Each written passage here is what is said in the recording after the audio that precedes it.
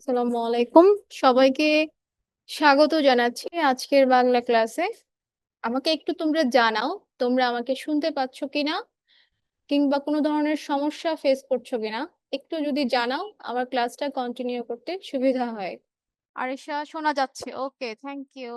নুসরাত আলমগীর নিহা। আচ্ছা, এখন শোনা যাচ্ছে। নওরিন, হ্যাঁ, সাউন্ড বড় করেছি, চেঞ্জ করেছি সবকিছু। এখন শোনা যাচ্ছে কিনা বলো নওরিন। ওয়ালাইকুম সালাম অফসি, ভালো আছো? এখন ঠিক আছে। ওকে। সাদাকাত শুনতে পাচ্ছো? হ্যাঁ, ঠিক আছে। রেইন শুনতে পাচ্ছে। মাশরাফি ম্যাম আজকে সাউন্ড ঠিক আছে, গতকাল ল্যাপটপে প্রবলেম ছিল। ওকে। আর নওরিন কি দুইটা নাকি? নওরিন শুনতে পাচ্ছে। ফাবিহা জি ম্যাম আজকে কি না, আজকে বাংলা ফার্স্ট পেপার না, ওটা ভুল হয়েছে। হ্যাঁ, সেকেন্ড পেপার। আরফুল ম্যাম আমার তো এই অধ্যায় নেই। তোমার এই 4টা অধ্যায়ের কোনোটাই নেই? সাউন্ড ঠিক আছে। ওয়ালাইকুম আসসালাম। ঠিক আছে। যারা বলছো আমার এই অধ্যায় নেই, ব্যাকরণ তো সারা জীবনই কাজে লাগে। অধ্যায় থাকুক বা না থাকুক, তাতে কি আসে যায়? তাতে কি খুব বেশি কিছু আসে যায়? আচ্ছা, উম, আশা করি সবাই ভালো আছো। আমরা 18-17 জন আছি এখন পর্যন্ত। আহ ইনশাল্লাহ অনেকে হয়তো পরে জয়েন করবে। তা আমরা শুরু করে দিই না? অলরেডি আমাদের আজকে একটু যান্ত্রিক ত্রুটির কারণে আমরা পিছিয়ে গিয়েছি। আমি 6টা থেকেই শুরু করেছিলাম, বাট কোনো কারণে হয়তো সমস্যা হচ্ছিল। তো এখন আমরা শুরু করে দেই। আচ্ছা, তাহেরার কালকে বাংলা দ্বিতীয় পত্র সিটি পরীক্ষা ছিল, গতকালকে ছিল। আচ্ছা, গতকালকে ছিল। তাহলে ওর জন্য ভালো হয়েছে। ঠিক আছে। আজকে আমরা বাক্যতত্ত্ব পড়বো। বাক্যতত্ত্ব পড়বো, 3টা চ্যাপ্টার শেষ করব আজকে। 4টা চ্যাপ্টার শেষ করব ইনশাআল্লাহ। আর একটা হচ্ছে বাক্যতত্ত্ব, দ্বিতীয় হচ্ছে বাগর্থ, তৃতীয় হচ্ছে বানান এবং চতুর্থ হচ্ছে বিরাম চিহ্ন। আমার কাছে ফিফথ চ্যাপ্টার নেই। সিলেবাসে থাকুক বা না থাকুক, বাংলা দ্বিতীয় পত্রের এটা কোনো বড় কিছু ম্যাটার করে না মাশরাফি। সিলেবাসে বাংলা দ্বিতীয় পত্র থাকতে হয় না, তোমার আজকে নাই কালকে থাকবে। আর বাংলা দ্বিতীয় পত্র তো মানে তোমার 10 পর্যন্তই থাকে, একই জিনিস থাকে। এমন তো না যে 6 এ এইটুকু পড়েছি, 6 এর এইটুকু আর পরে আর কোনো কাজে লাগবে না, বাংলা দ্বিতীয় পত্র পরে আবার কাজে লাগবে।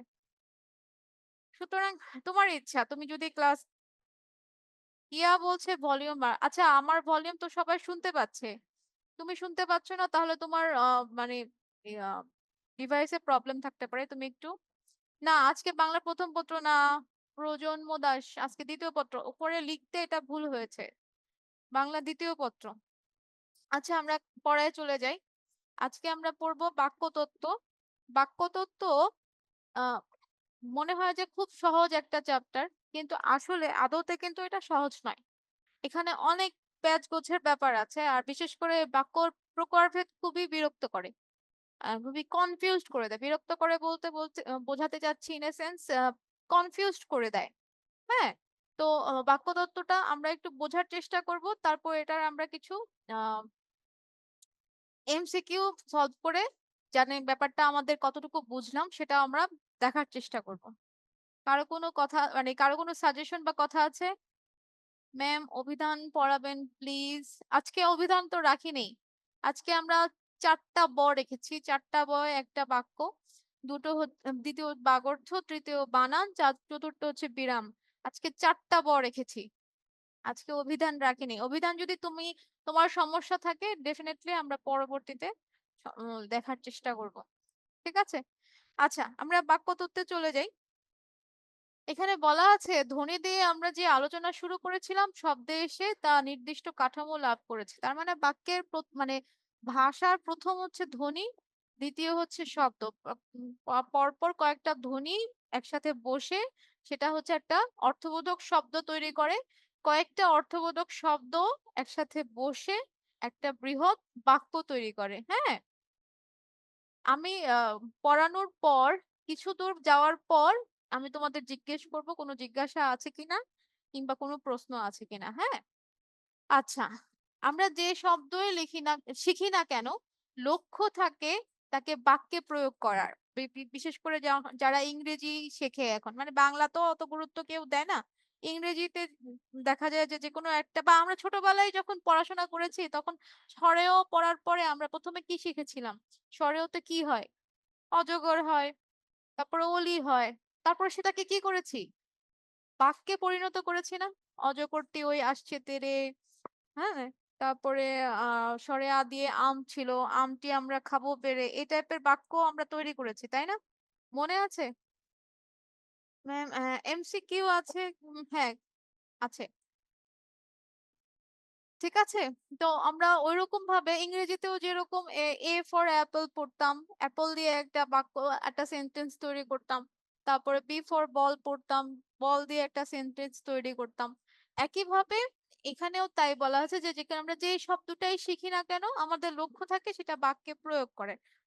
মানে যদি আমি কোনো বাক্য মানে শব্দটাকে যদি আমি বাক্য প্রয়োগ না করি তাহলে প্র্যাকটিস হবে না। প্র্যাকটিস না করলে আসলে আমরা ভাষাটা শিখতে পারবো না। যত যে ভাষাটাই শিখি না কেন তার মানে প্রথম এবং প্রধান মাধ্যম হচ্ছে তোমাকে ভোকাবুলারি বাড়াতে হবে, ভোকাবুলারিটা ইউজ করতে হবে। হ্যাঁ, ওটাই মানে ইউজ করাটাই হচ্ছে এক ধরনের চর্চা। তো এই ইউজ করার জন্যই আমাদের বাক্যের প্রয়োজন। এখানে যেমন বলা আছে, আমি পড়ালেখায় আনন্দ পাই। এক জাতীয় বই পড়তে ভা- ভালো লাগে না। ছেলেমেয়েদের পড়ার সঙ্গে লেখার অভ্যাস করা দরকার। এক পড়া, দেখো কত জায়গায় লিখেছে এক পড়া ব্যাপারটা। এক দেখো, এখানে একটা পড়া, এখানে একটা পড়া, আবার এখানে একটা পড়া।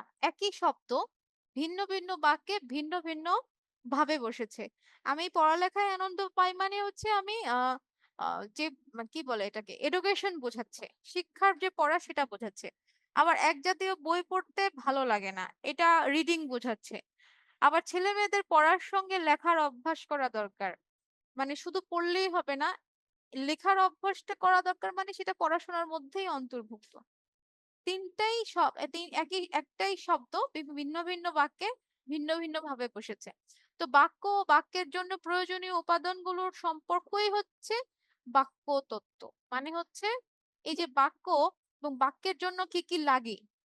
যেমন ধরো আমি কোনো রান্না করতে যাই, আহ রান্না করার সময় কি লাগে? মসলা লাগে, তারপরে ধরো তেল লাগে, যা যা লাগে সেই ব্যাপারটাই সেই রান্নার জন্য প্রয়োজন, তাই না? যেমন মাংস রান্না করতে এক এক এক মশলা লাগে, মাছ রান্না করতে এক এক রকম মশলা লাগে, সবজি রান্না করতে একরকম মশলা লাগে। যে রান্নাটা করবা সেই রান্নার সাথে সেগুলো সম্পর্কিত। এরকম বাক্য আর বাক্যের জন্য প্রয়োজনীয় উপাদানগুলোর সম্পর্কই হচ্ছে বাক্য তত্ত্বে আলোচনা করা হয়। এবার দেখো, বাক্যের পরিচয় আমি কিভাবে বুঝবো যে সেই জিনিসটা বাক্য? কিভাবে বুঝবো? মানে যে কোনো একটা ভাবে বললে কি সেটা কি বাক্য হয়ে যাবে? না তো, তাই না?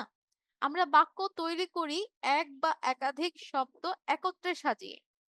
এক বা একাধিক একত্র সাজালেই যে বাক্য হয়ে যাবে তাও কিন্তু না। সাজানোটা সুশৃঙ্খল ভাবে হতে হবে। হ্যাঁ, যেমন তুমি বলবা যে আমি কাল কে যেন একটু আগে তাহেরা বললো যে আমি গতকাল, তাহেরার বাক্যটা আমার কাছে একটু অসম্পূর্ণ লেগেছে। এই যে এখানেই তাহেরা বলেছিল যে আমার জন্য ভালো হয়েছে। কোথায় গেল? তাহেরা যেন বলেছিল যে আমার জন্য ভালো হয়েছিল, আমার গতকাল পরীক্ষা ছিল। তো এই যে বাক্যটা পড়ার সময় আমি একটু কনফিউজ হয়েছিলাম, গতকাল পরীক্ষা থাকলে তাহলে ওর আজকে মানে আজকের ক্লাসে ওর ভালো কিভাবে হয়?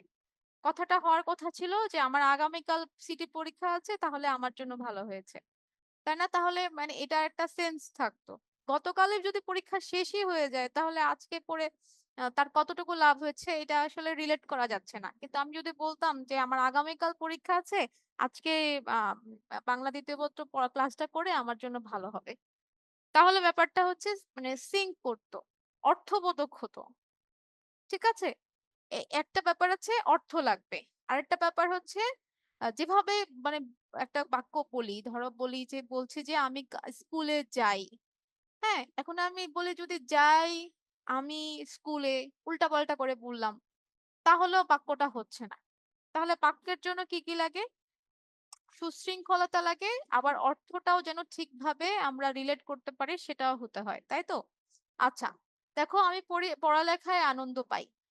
এক জাতীয় বই পড়তে ভালো লাগে না। আচ্ছা, এটা তো পড়েছি। তারপরে দেখো, বাক্যের পরিচয়, আমি বাড়ি গিয়ে ভাত খাবো। মনে রাখতে হবে, শব্দ যখন বাক্যে স্থান পায় তখন তার পরিচয় হয় ভিন্ন। এই লাইনটা একটু বোঝো, শব্দ যখন বাক্যে স্থান পায় তখন তার পরিচয় হয় ভিন্ন।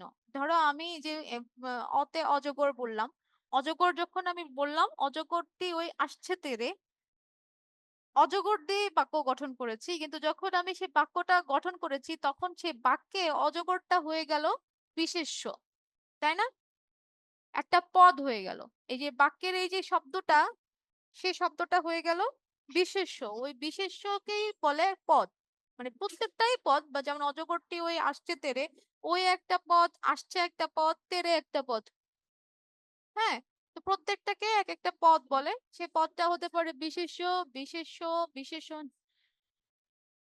হ্যাঁ, বিশেষ্য, বিশেষণ, সর্বনাম, এগুলো আরো আছে 8 রকম 9 রকম 8 রকম যা আছে সেগুলো আছে, কিন্তু ওই ইয়াতে আমি আর যাচ্ছি না, কারণ ওটা একটা বড় একটা চ্যাপ্টার। তো যখন আমি শব্দটা বাক্যে ব্যবহার করি তখন সেটা হয়ে যায় পদ। এটা হচ্ছে একটা এমসিকিউ আসতে পারে। শব্দের সঙ্গে বিভক্তি যোগ করলেই পদ তৈরি হয়। সেই হিসেবে পদ তৈরির সূত্র হলো শব্দ প্লাস বিভক্তি। শব্দ প্লাস যেমন ওখানে আমি বলছি অজগরটি ওই আসছে তেরে, টি বসিয়েছি, শুধু অজগর বলি নাই। আবার শুধু যদি অজগরও বসি, যদি কোনো বিভক্তি নাও বসাই, সেটাও কিন্তু একটা শব্দ। ওখানে বিভক্তি বসাচ্ছি না, তার মানে ওটা শূন্য বিভক্তি। দেখো একই কথা আমি এখানেও বলছি যে আমি বই পড়ি, আমি সাথে বইয়ের সাথে কোনো বিভক্তি বসে নাই, তার মানে এটা শূন্য বিভক্তি। আর পরীর সাথে পর যোগ ই বসিয়েছে, পরীর সাথে পর যোগ ই বসেছে, সুতরাং যেটাতে বিভক্তি থাকে না সেটা হচ্ছে শূন্য বিভক্তি। এটাও একটা বড় টপিক, যেটা আলাদা করে বিভক্তি চ্যাপ্টারে পড়ানো হয়েছে। তাহলে বাক্যের জন্য আমরা কি কি চাই? বাক্যের জন্য শব্দ দরকার। শব্দের সাথে আবার শব্দ যখন বাক্যে বসে সেটা হয়ে যায় পদ, এবং পদের সাথে আবার বিভক্তি দরকার। তাহলে আমাদের কয়টা জিনিস আমরা নতুন ভাবে জানতে পেলাম, যে বাক্য হলেই হবে না, বাক্যের সাথে শব্দ ব্যবহার করতে হবে, বাক্যে শব্দ ব্যবহার করতে হবে, এবং শব্দটা যখন পদে ব্যবহৃত হবে তার সাথে বিভক্তি যুক্ত হবে। মূল কথা হচ্ছে এইটুকু। এখন এইটুকুতে কারো কোনো সমস্যা আছে কিনা? দুঃখিত ম্যাম, বলতে চেয়েছিলাম কালকে আমার পরীক্ষা হবে, যে ম্যাম আমাকে ঠিক আছে, সমস্যা নাই তাহেরা, আমি তোমার কথা বুঝতে পেরেছি, কিন্তু তোমাকে আমি উদাহরণ দিয়েছি যাতে সবাই দেখতে পাচ্ছে বলেই দিয়েছি। আচ্ছা, তুমি কিছু মনে করো না, আমি তোমাকে মানে হাসির পাত্র বানানোর জন্য বলি নাই। এটা এটা যে কোনো মানুষেরই হতে পারে, আমারও ভুল হতে পারে, তোমারও ভুল হতে পারে, এটা আমি তোমাকে হাসির পাত্র বানানোর জন্য বলি নাই। আচ্ছা, পদ তৈরির সূত্র শব্দ, হ্যাঁ এটাও কিন্তু এমসিকিউ আসতে পারে। এই হিয়া, বারবার কেন এই কথাটা বলো? সবাইকে আনমিউট করে দিন কেন? আনমিউট করবো কেন? আচ্ছা, কোনো সমস্যা নেই Noreen. Yes ma'am, no problem. আচ্ছা তাহেরা, ওকে ঠিক আছে, বুঝতে পেরেছে, ফাইন। তার মানে এইটুকুতে কারো কোনো সমস্যা নেই। নেক্সটে চলে যাচ্ছি। এই হচ্ছে বাক্যের পরিচয়। তারপরে যাচ্ছে বাক্য গঠন কিভাবে মানে আমি একটু আগে বলছিলাম যে হুটহাট করে বসালেই হবে না, তার সুশৃঙ্খল ব্যাপার আছে, অর্থের ব্যাপার আছে। সেটাই দেখো এখানে বলেছে বিভিন্ন পদের সাহায্যে বাক্য গঠিত হয়, কিন্তু পদগুলো পরপর সাজালেই বাক্য হবে না। যেমন বলেছিলাম, বসেছিলাম সকালে রাস্তার পাশে আমি, এটা যদি তুমি কাউকে বলো সবাই ভাববে কি পাগল, কোত্থেকে আসছে, কি বলছে না বলছে কিছুই বুঝতে পারছি না। এখানে দেখো কিন্তু মানে কথাটা কেউ বুঝতে পারছে না, অথচ বাক্যে যে আমরা এটা বললাম, বাক্যের পরিচয়ে আমরা যে কথাটা বললাম যে শব্দ ব্যবহার করতে হবে, শব্দের সাথে বিভক্তি ব্যবহার করতে হয়, এবং পরপর ব্যবহার করতে হয়, সবকিছুই কিন্তু এটার মধ্যে আছে। ইয়া, আরেকবার যদি বলো এই একটা কথা, তাহলে তোমার কমেন্ট আর পড়া হবে না। সব ক্লিয়ার, ওকে। তাহেরা, না ম্যাম, আমাকে দেখা যাচ্ছে না, স্ক্রিন দেখা যাচ্ছে, তাহলেই হবে। নেহা, ঠিক আছে, দেখা যাচ্ছে। নরিন, ঠিক আছে। Rain, all clear. ফাবিহা, শুনতে পাচ্ছে। আউসেফ, ম্যাম বাংলা থেকে আর ইংলিশ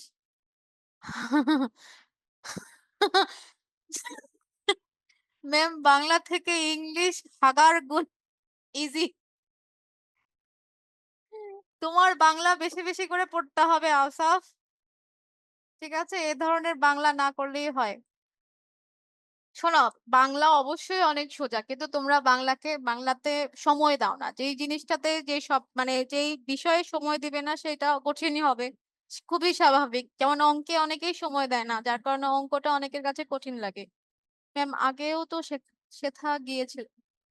আচ্ছা, বুঝতে পারলাম না সামিহা রহমান কি বলছো। ওকে, সবাই শুনতে পাচ্ছ আমি ধরে নিচ্ছি। এবার বাক্য গঠনে আমি বলি, ইংরেজিতে আমরা কি বলতাম?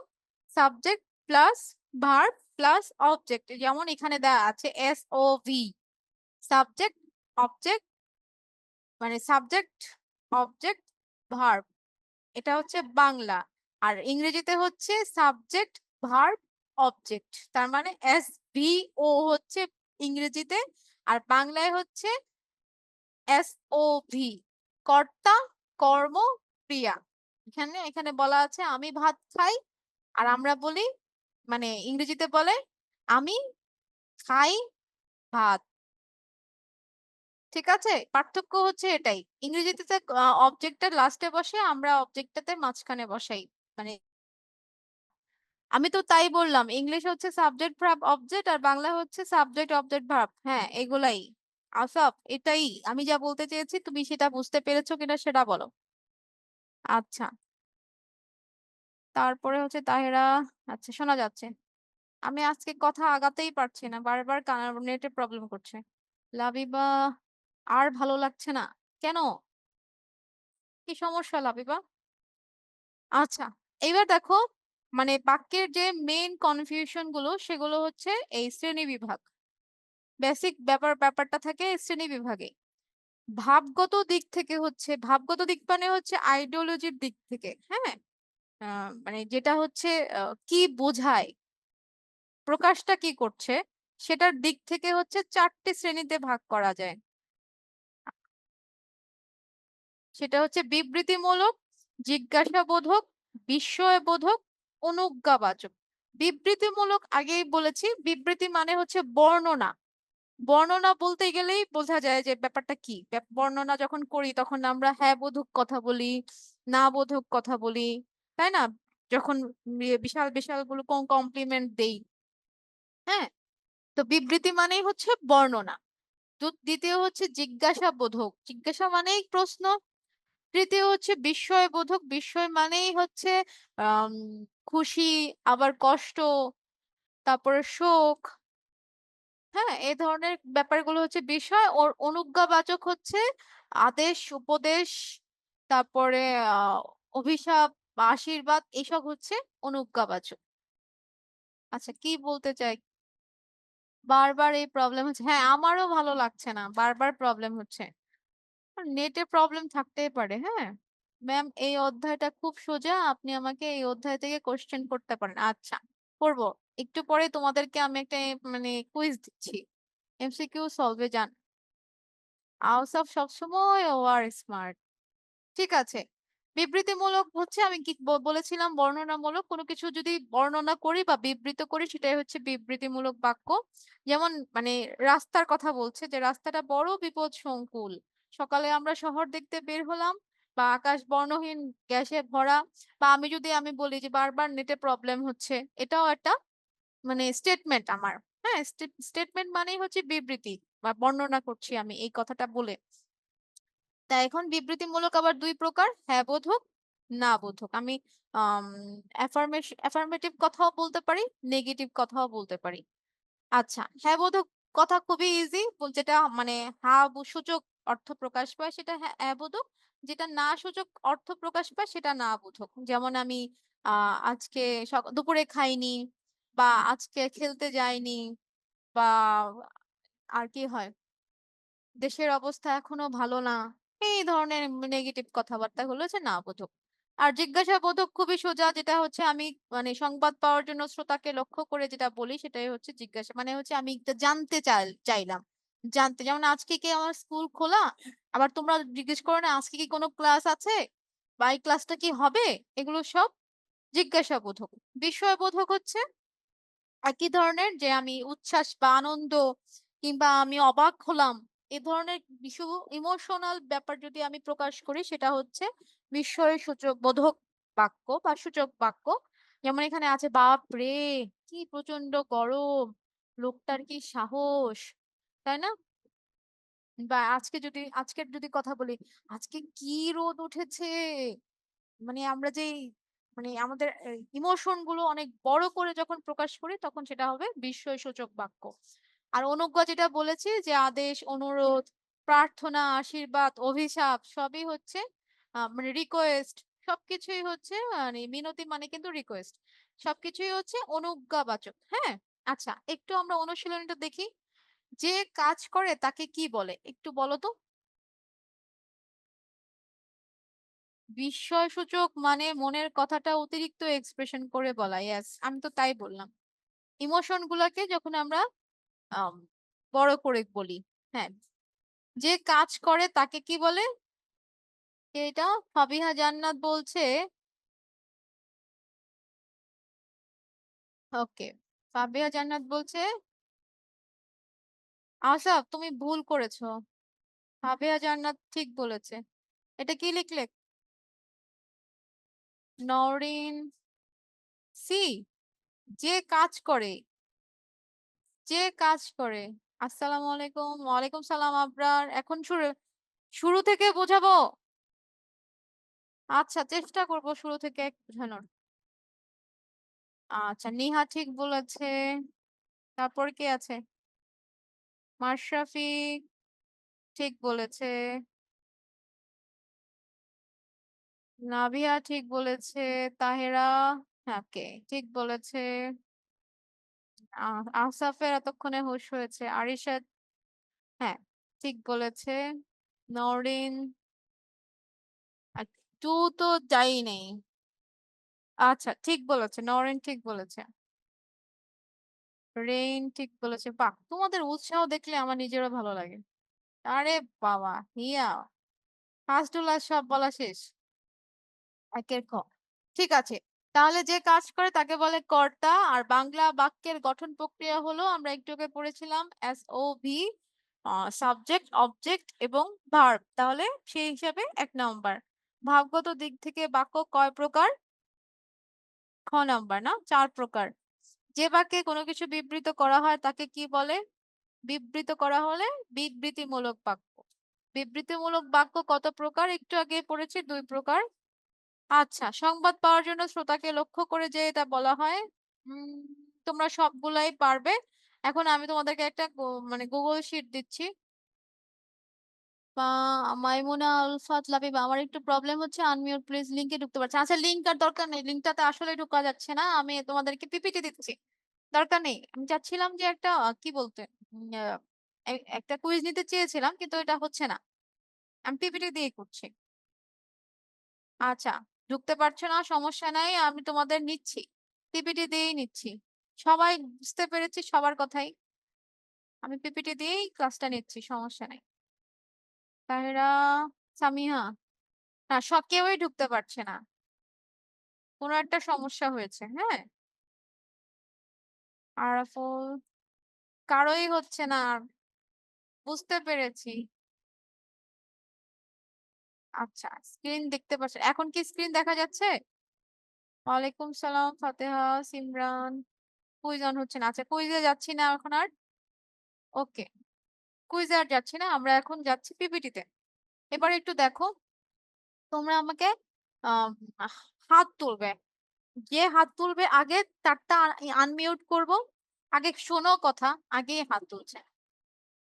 যে হাত তুলবে কোশ্চেন দেখার পরে, যে আগে হাত তুলবে, না এই যে আউসাফের মতো আগে হাত তুললে হবে না, আমি কোশ্চেন করার পরে হাত তুলতে হবে। যে হাত তুলবে যে আমি তাকেই সুযোগ দিব, আনমিউট করব, তখন তুমি মানে আনসার দিতে পারবে। ঠিক আছে? রেডি, 1 2 3। এক বা একাধিক শব্দ সাজিয়ে আমরা কি তৈরি করি? পদ, কারক, বাক্য, সমাস। ওয়ালাইকুম সালাম, হ্যাঁ বলো। বাক্য। একদম, এক বা একাধিক শব্দ সাজিয়ে আমরা তৈরি করি বাক্য। Very good. বাক্য। ওকে, থ্যাংক ইউ। আনমিউট। ও, ঠিক আছে, ওয়েলকাম। তারপরে সেকেন্ড কোশ্চেন, যে পদে বিভক্ত, আগে আওসাফ আমি কোশ্চেন করে নেই। যে পদে বিভক্তি দেখা যায় না সে পদে কোন বিভক্তি কল্পনা করা হয়? যে পদে বিভক্তি দেখা যায় না। সিমরান। সিমরান আনমিউট করতে সময় নিলে তারটা আমি পরবর্তীতে আমি আর কখনো ইয়ে করবো না। হ্যাঁ, হিয়া। হিয়া আনমিউট করতে সময় নিলে আমি পরবর্তী তাকে আর কখনো সুযোগ দেব না। আচ্ছা, আউসাফ। হ্যালো মিস ম্যাম, আসসালামু আলাইকুম। হ্যাঁ, ওয়ালাইকুম সালাম। হ্যাঁ, আউসাফ বলো। ম্যাম এটা 2 নাম্বার। যে পদে কোনো, হ্যাঁ 2 নাম্বার, যে পদে কোনো বিভক্তি দেখা যায় না সে পদে কোন বিভক্তি কল্পনা করা যায়? কল্পনা ম্যাম করা ইয়া হয়। ম্যাম ইয়াগুলো দেখান। হ্যাঁ, এই তো ম্যাম, সপ্তমী, ওকে। শূন্য, দ্বিতীয়া, পঞ্চমী। উম, 0। শূন্য, ঠিক আছে। তারপর নেক্সট, যে কাজ করে তাকে কি বলে? এটা একটু আগে করেছি, কর্তা, তাই না? যে কাজ করে তাকে বলে কর্তা। বাক্যে হ্যাঁ সূচক অর্থ প্রকাশ পেলে তাকে কি বলে? হ্যাঁ সূচক অর্থ প্রকাশ পেলে তাকে বলা হয় হ্যাঁ বোধক বাক্য, তাই না? সংবাদ পাওয়ার জন্য শ্রোতাকে লক্ষ্য করে যে বাক্য বলা হয় তাকে কি বলে? তাকে বলে জিজ্ঞাসাবোধক বাক্য। পিউ সিনেমা দেখতে পছন্দ করে না, এটি কোন ধরনের বাক্য? না আছে, তাই না?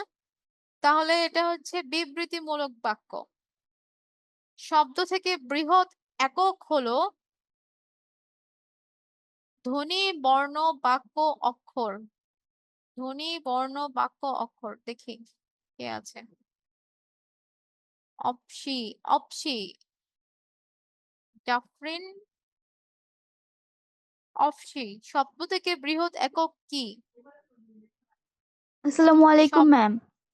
ওয়ালাইকুম সালাম। শব্দ থেকে বৃহৎ একক হলো ধ্বনি, বর্ণ, বাক্য নাকি অক্ষর? ম্যাম বাক্য। বাক্য, ভেরি গুড। এখন বাক্য চ্যাপ্টার পড়াচ্ছি বলে মানে ইজি লাগছে। যখন থাকবে না, একসাথে অনেকগুলো চ্যাপ্টার পরীক্ষা থাকবে, তখন কিন্তু একটু কনফিউজিং লাগতে পারে। আচ্ছা, বাক্যের অন্তর্গত শব্দকে বলে সংখ্যা, পদ, শ্রেণী, পক্ষ। অবশ্যই পদ। বাংলা বাক্যের গঠন প্রক্রিয়া একটু আগে বলেছি, কর্তা থাকবে, কর্ম থাকবে, ক্রিয়া থাকবে। যে বাক্যে কোনো কিছু বিবৃত করা হয় তাকে বলা হয় বিবৃতিমূলক বাক্য। বাক্যের জন্য প্রয়োজনীয় উপাদানগুলোর সম্পর্ক কোথায় আলোচনা করা হয়? বাক্যের জন্য অবশ্যই বাক্য তত্ত্বে, তাই না? বাক্যের জন্য প্রয়োজনীয় উপাদান তার মানে বাক্য তত্ত্ব লাগবে। শব্দের সঙ্গে কি যোগ করলে পদ তৈরি হয়? শব্দের সঙ্গে একটু আগেই বলেছি বিভক্তি যোগ করি। ভাবগত দিক থেকে একটা দিক থেকেই শ্রেণী বিভাগ আছে তোমাদের বইয়ে, সেটা হচ্ছে ভাবগত দিক, এবং ভাবগত দিক থেকে বাক্য 4 প্রকার। বিবৃতিমূলক 2 প্রকার। এবার গ্রামে একজন ডাক্তারও নেই, এটা কি ধরনের বাক্য? এটা আমি নিব একজন কারো কাছ থেকে।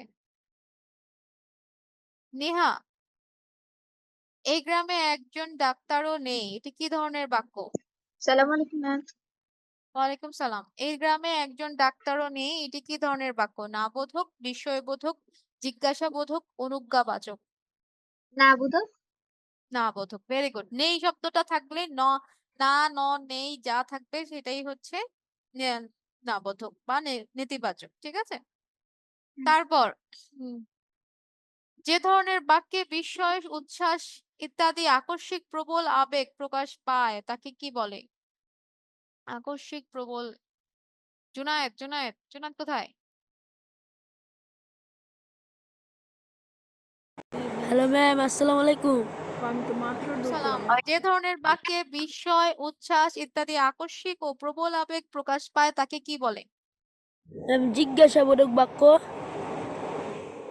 না, ভুল। ম্যাম আমি তো এখন ঢুকলাম, সেজন্য ম্যাম পারতাছি না। এখন ঢুকলো তাতে কি হচ্ছে? কোশ্চেনটা শুনলেই তো বোঝা যায়। বিস্ময়, উচ্ছ্বাসের সাথে জিজ্ঞাসার কি সম্পর্ক?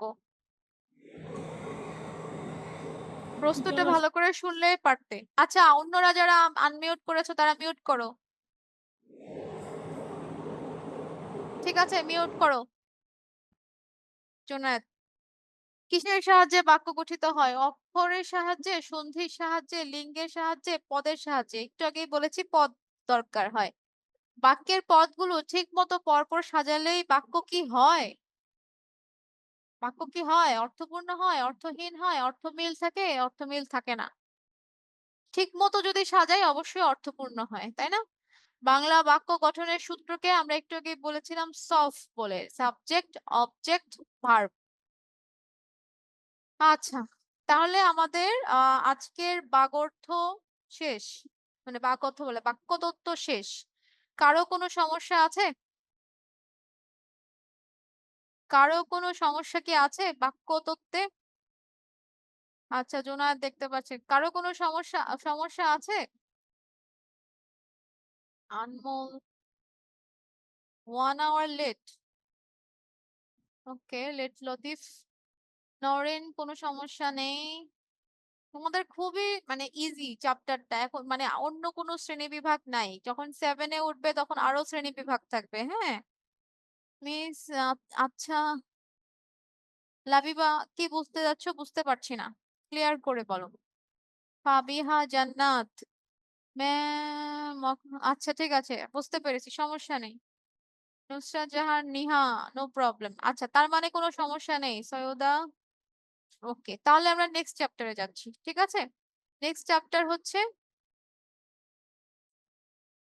বাগর্থ। বাগর্থটা বেশ বড় এবং এটা এখানে বোঝার অনেক বিষয় আছে। আমি চেষ্টা করব তোমাদেরকে ইজি করে বোঝানোর। তারপরেও যদি কেউ কোথাও আটকে যাও বা কোনো শব্দ বা কোনো বাক্য বুঝতে না পারো, অবশ্যই আমাকে কোশ্চেন করবে। হ্যাঁ, দেখো বাগ অর্থ ব্যাপারটাকে আমি একটু ভেঙে বলি। বাগ অর্থ এটাকে যদি আমি আলাদা করে ভাঙি, ভাঙলে কি হয় আমি একটু দেখাই। এই বাগ,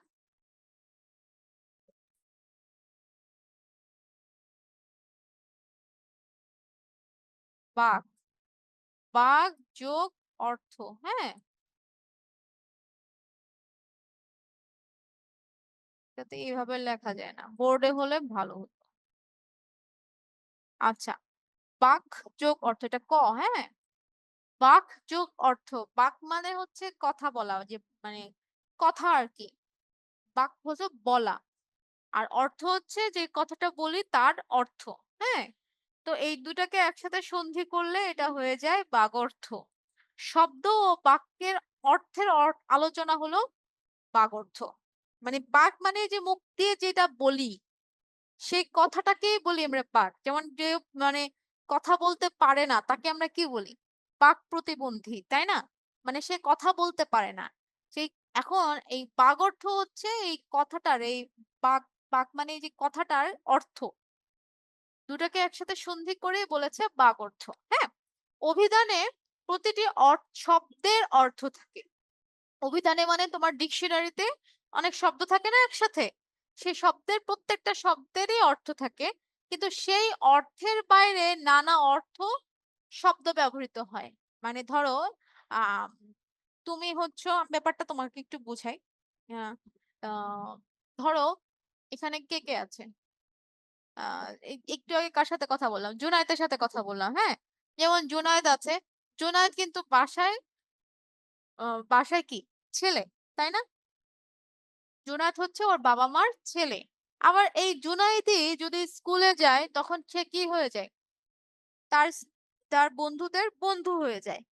আবার জুনায়েদের যদি বোন থাকে সে কি হয়ে যায়? ভাই হয়ে যায়। একটাই লোক, একটাই মানুষ, সে কখনো ছেলে, কখনো ভাই, আবার কখনো বন্ধু। তাহলে একটা শব্দই আমরা বিভিন্ন ভাবে ব্যবহার করি। যেমন এখানে দেখো বাবা একটি শব্দ, এর অর্থ মানে কি? যে আমাদের জন্ম দিয়েছে বা যে আমাদেরকে পালন করে তিনি হচ্ছে বাবা, তাই তো? আব্বা বা পিতা। বাবার সঙ্গে যদি আরো দুটো মানে মানে মানে বাবা বললে আমরা আর কি বুঝি? যে একজন বয়স পূর্ণবয়স্ক মানুষ, ম্যাচিউর মানুষ, এবং সে একজন ছেলে মানুষ, তাই তো? পুরুষ মানুষ। কিন্তু যদি বলি সাই বাবা, যারা হচ্ছে আহ কি বলে, এটা একটা ধর্ম আছে, সে ধর্মের ওনাদের যে গুরু তাদেরকে সাই বাবা বলে। হ্যাঁ, সাধু বাবা যারা হচ্ছে একটু মানে সন্ন্যাসী টাইপের তাদেরকে সাধু বাবা বলে। তো তখন এই বাবা কিন্তু আবার এই যে আমরা নিজেদের যে বাবা বলি সেই বাবার সাথে কিন্তু এই বাবা মেলানো যাবে না, দুটা কিন্তু আলাদা অর্থ। একই শব্দ বা শব্দটার সাথে সব জায়গায় বাবা আছে, কিন্তু এই বাবা মানে নিজেদের বাবা, আর এই বাবা মানে যেটা হচ্ছে গুরু বা সন্ন্যাসী টাইপের বাবা, দুটো কিন্তু আলাদা। হ্যাঁ, কিন্তু শব্দ দুজনকেই আমরা বাবা বলছি। ব্যাপারটা বুঝতে পেরেছো? এই যে আমি বললাম যে জুনায়েদ, একই জুনায়েদ, সে বাসায় হয়তো ছেলে, কিন্তু আবার স্কুলে গেলে কারো বন্ধু, আবার ওর যদি বোন থাকে বোনের ভাই। একই মানুষ বিভিন্ন ভূমিকায় বিভিন্ন জিনিস, একই শব্দ বিভিন্ন বাক্যে বিভিন্ন রকম। ম্যাম বাংলা ফার্স্ট ক্লাস হওয়ার কথা না। না, বাংলা ফার্স্ট ক্লাস গতকাল হয়েছে, গতকাল যারা ক্লাসে ছিলে তারা জানো। নাভিয়া, ওকে।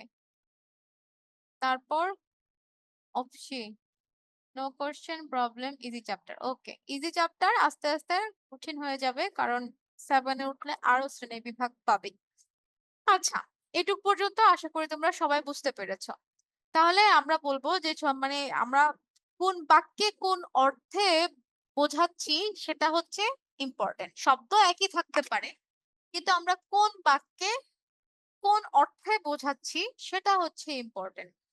তো এখানে আছে সমশব্দ। সমশব্দ মানে সমান শব্দ। দুটি শব্দ যখন ধ্বনিগত দিক থেকে একই রকম শোনায় কিন্তু অর্থের দিক থেকে ভিন্ন হয়, তখন এসব শব্দকে সমশব্দ বলে। তোমাদের আগের ক্লাসে হয়তো আমি বলেছিলাম যে ইংরেজিতে রাইট যখন RIGHT রাইট, আবার মানে রাইট মানে হচ্ছে সঠিক, আবার যদি লেখা ইংরেজি কি রাইট, WRITE রাইট, দুটারই উচ্চারণ সেম। হ্যাঁ, দুটাই একই রকম উচ্চারণ, কিন্তু অর্থ এবং বানান দুটোই কিন্তু আলাদা। এরকম যদি সমশব্দ হয় তখন কি হয়? এগুলোকে বলা হয় সমশব্দ বা সমোচ্চারিত শব্দ। এটাও কিন্তু ভাঙা যায়, সমান উচ্চারিতকে একসাথে সন্ধি করে সমান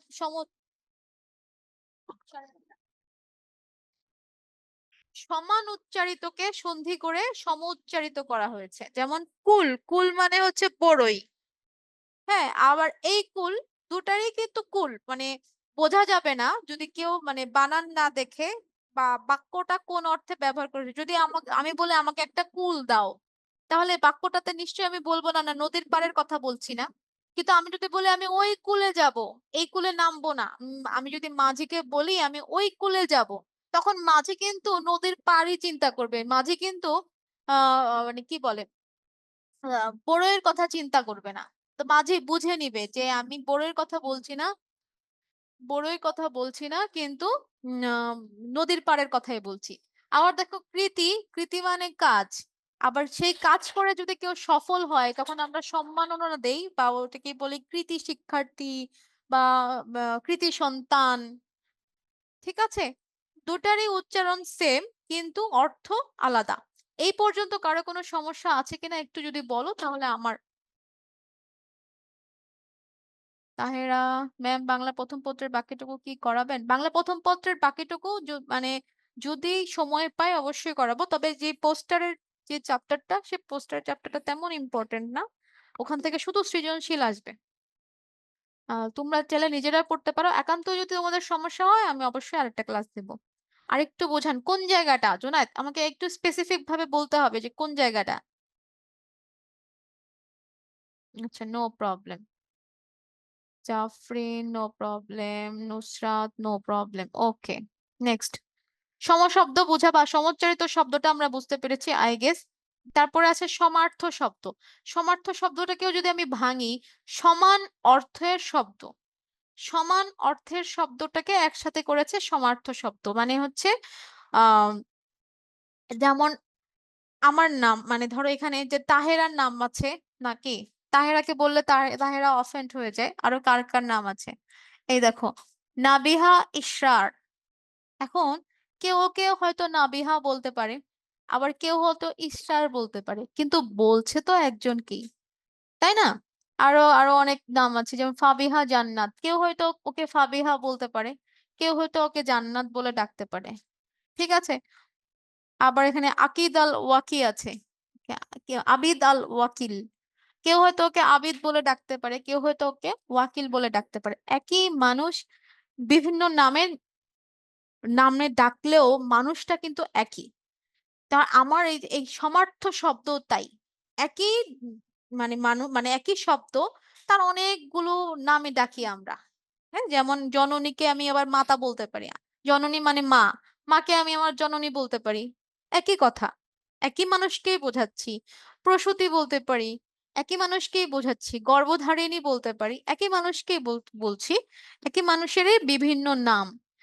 তারপরে আছে, মানে এমন অনেক শব্দ আছে যেগুলোর বানান ও উচ্চারণ আলাদা কিন্তু অর্থ এক।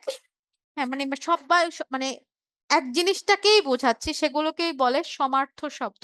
সমার্থ শব্দকে আবার প্রতিশব্দ বলা হয়, যেমন ইংরেজিতে সিনোনিম বলি, তাই না? একই জিনিসকে আমি ভিন্ন ভিন্ন নামে যদি ডাকি, সেগুলোকেই বলবো সমার্থক শব্দ বা সমার্থ শব্দ বা প্রতিশব্দ, যেটা বলি। ঠিক আছে, যেমন কপালকে আমি ভাল বলতে পারি, ভালো না কিন্তু, ভাল। তারপরে আছে ললাট। কানকে বলতে পারি কর্ণ, শ্রুতিপথ, শ্রবণেন্দ্রিয়। গলাকে বলতে পারি কণ্ঠ, গলদেশ, গ্রীবা। গালকে বলতে পারি কপল, গণ্ডদেশ। চুল, অলক, কুন্তল, কেশ, চোখ, অক্ষি, আঁখি, নয়ন, নেত্র, লোচন। যেভাবেই ডাকি না কেন আমি চোখকেই বোঝাচ্ছি। চুলকে কেশ বলি আর অলক বলি, আমি চুলকেই বোঝাচ্ছি। ঠিক আছে। একইভাবে পাকেও অনেক নামে ডাকি, পেটকেও ডাকি, বুককেও ডাকি, মাথাকেও ডাকি। আরো অনেক শব্দ আছে, তোমাদের বইয়ে খুবই কম দেয়া আছে। আরো অনেক অনেক শব্দ আছে, আস্তে আস্তে বড় হবে বইগুলো, মানে যেমন আয়তন বাড়বে শব্দের প্রসারতাও বাড়বে। প্রাকৃতিক সব বস্তু বিষয়ক সমার্থক, যেমন আমি আকাশকে অম্বর বলতে পারি, গগন, নভ, বোম, শূন্য। এই বোম কিন্তু আবার বাদি না, আতশবাজি বোম না, এই বোম মানে কিন্তু আকাশী। আচ্ছা, গাছকে বলতে পারি তরু, দ্রুম, পাদপ, বিটপি, বৃক্ষ। জল, নীর, পানীয়, বাড়ি, সলিল। হ্যাঁ, পাহাড়, অচল, অদ্রি। অচল মানে হচ্ছে যে চলতে পারে না, হ্যাঁ, পাহাড় তো এক জায়গায় স্থির হয়ে থাকে। ঠিক আছে। অদ্রি, গিরি, পর্বত, ভূধর। ভূধর মানে দেখো, মানে নামকরণ গুলো প্রত্যেকটাই কিন্তু সার্থক। ভূধর মানে হচ্ছে, ভূ মানে পৃথিবী, পৃথিবীকে ধরে রেখেছে, তার মানে সেটা কে? পাহাড়। সেজন্য পাহাড়ের আরেক নাম ভূধর। মেঘ, অম্বুদ, জলদ, জলধর, বাড়ি। দেখো, মেঘ, অম্বু মানে হচ্ছে পানি, পানিকে যেটা ধরে রাখে সেটাই হচ্ছে মেঘ। জলকে যে ধরে রাখে সেটাই হচ্ছে জলদ, জলদ মানে মেঘ। জলকে ধরার ব্যাপারটাই হচ্ছে মেঘ, যার মেঘ থেকে বৃষ্টি হয়, মানে বৃষ্টি মানেই তো পানি। ওকে। বাড়ি মানেও পানি, বাড়িকে যে ধরে রাখে সেই হচ্ছে বাড়িত। এই পর্যন্ত কি কারো কোনো সমস্যা আছে? আমাদের সমার্থক শব্দ শেষ, প্রতিশব্দ শেষ। ম্যাম, আপনি কি বাংলা পত্রের পত্রিকার কবিতাগুলো পড়াবেন নাকি? আচ্ছা, কবিতাও আছে তাই না? অবশ্যই পড়াবো, সমস্যা নেই। কবিতাগুলো পড়াবো। তোমরা আমাকে যেটা করতে পারো, আমাকে একটু সাজেশন দিতে পারো যে তোমাদের কোন কোনটা পড়ালে ভালো হয়। মিস, আমি একটা কথা বলি, আমাকে আমার খালামণিরা আমাকে নাবলু বাবলু বলে। হ্যাঁ, তাহলে তোমাকেই তো বোঝাচ্ছে, নাবলু বলুক আর বাবলু বলুক, তোমাকেই তো বোঝায়। Okay ma'am. আচ্ছা, আরাফুল, কোনো সমস্যা নাই, কারো কোনো সমস্যা নাই, তোমরা তো কিউট, মানে কি বলে, ইন্টেলিজেন্ট। ফারহান এতক্ষণে, ওয়ালাইকুম সালাম। মাশরাফি, কোনো সমস্যা নাই। জাফরিন, কোনো সমস্যা নাই। ওকে, আমরা একটু আজানের জন্য ওয়েট করি, আজান হচ্ছে। ওকে, সবাই শুনতে পাচ্ছ আশা করি। আমরা পড়ছিলাম হচ্ছে সমার্থক শব্দ, প্রতিশব্দ এবং সমশব্দ, যেটা সমর শব্দ, সমার্থ শব্দ, এবং এখন পড়বো হচ্ছে বিপরীত শব্দ। বিপরীত শব্দ আমরা প্রতিদিন দৈনন্দিন জীবনে আমরা ইউজ করি, মানে কোনটা যদি আমরা না চাই তার বিপরীতটা চাই, তাই না? মানে যেটা না সেটাই বিপরীত। যেমন বড় না, তার মানে কি ছোট। যেমন অতীত, বর্তমান, আকাশ, বিপরীত হচ্ছে পাতাল। তো এই জিনিসগুলো খুবই কমন, এগুলা আমাদের জানার মধ্যে। তারপরও দু একটা থাকতে পারে যেগুলো জানি না আমরা, সেগুলো নিয়েই আমরা কথা বলবো। বিপরীত শব্দ হচ্ছে একটি শব্দ আরেকটি শব্দের বিপরীত অর্থ প্রকাশ করে এমন দুটি শব্দকে একটি অন্যর বিপরীত শব্দ বলে। এটা যদি আমাদের সংজ্ঞা আসে, সংজ্ঞার মধ্যে এই লাইনটা দিয়ে দিবে। ভাষার অনেক শব্দ আছে, কম বেশি অল্প অধিক, কিন্তু কিছু কিছু বিভিন্ন ভাষিক উপাদান দিয়ে তৈরি হয়েছে। হ্যাঁ, সেগুলোই হচ্ছে বিপরীতার্থক শব্দ, সেভাবেই গঠিত হয়েছে। যেমন ইংরেজিতে আছে কি বলে, আহ ডান আনডান, এরকম আছে না, আন বসালেই হয়ে যায়, তাই না?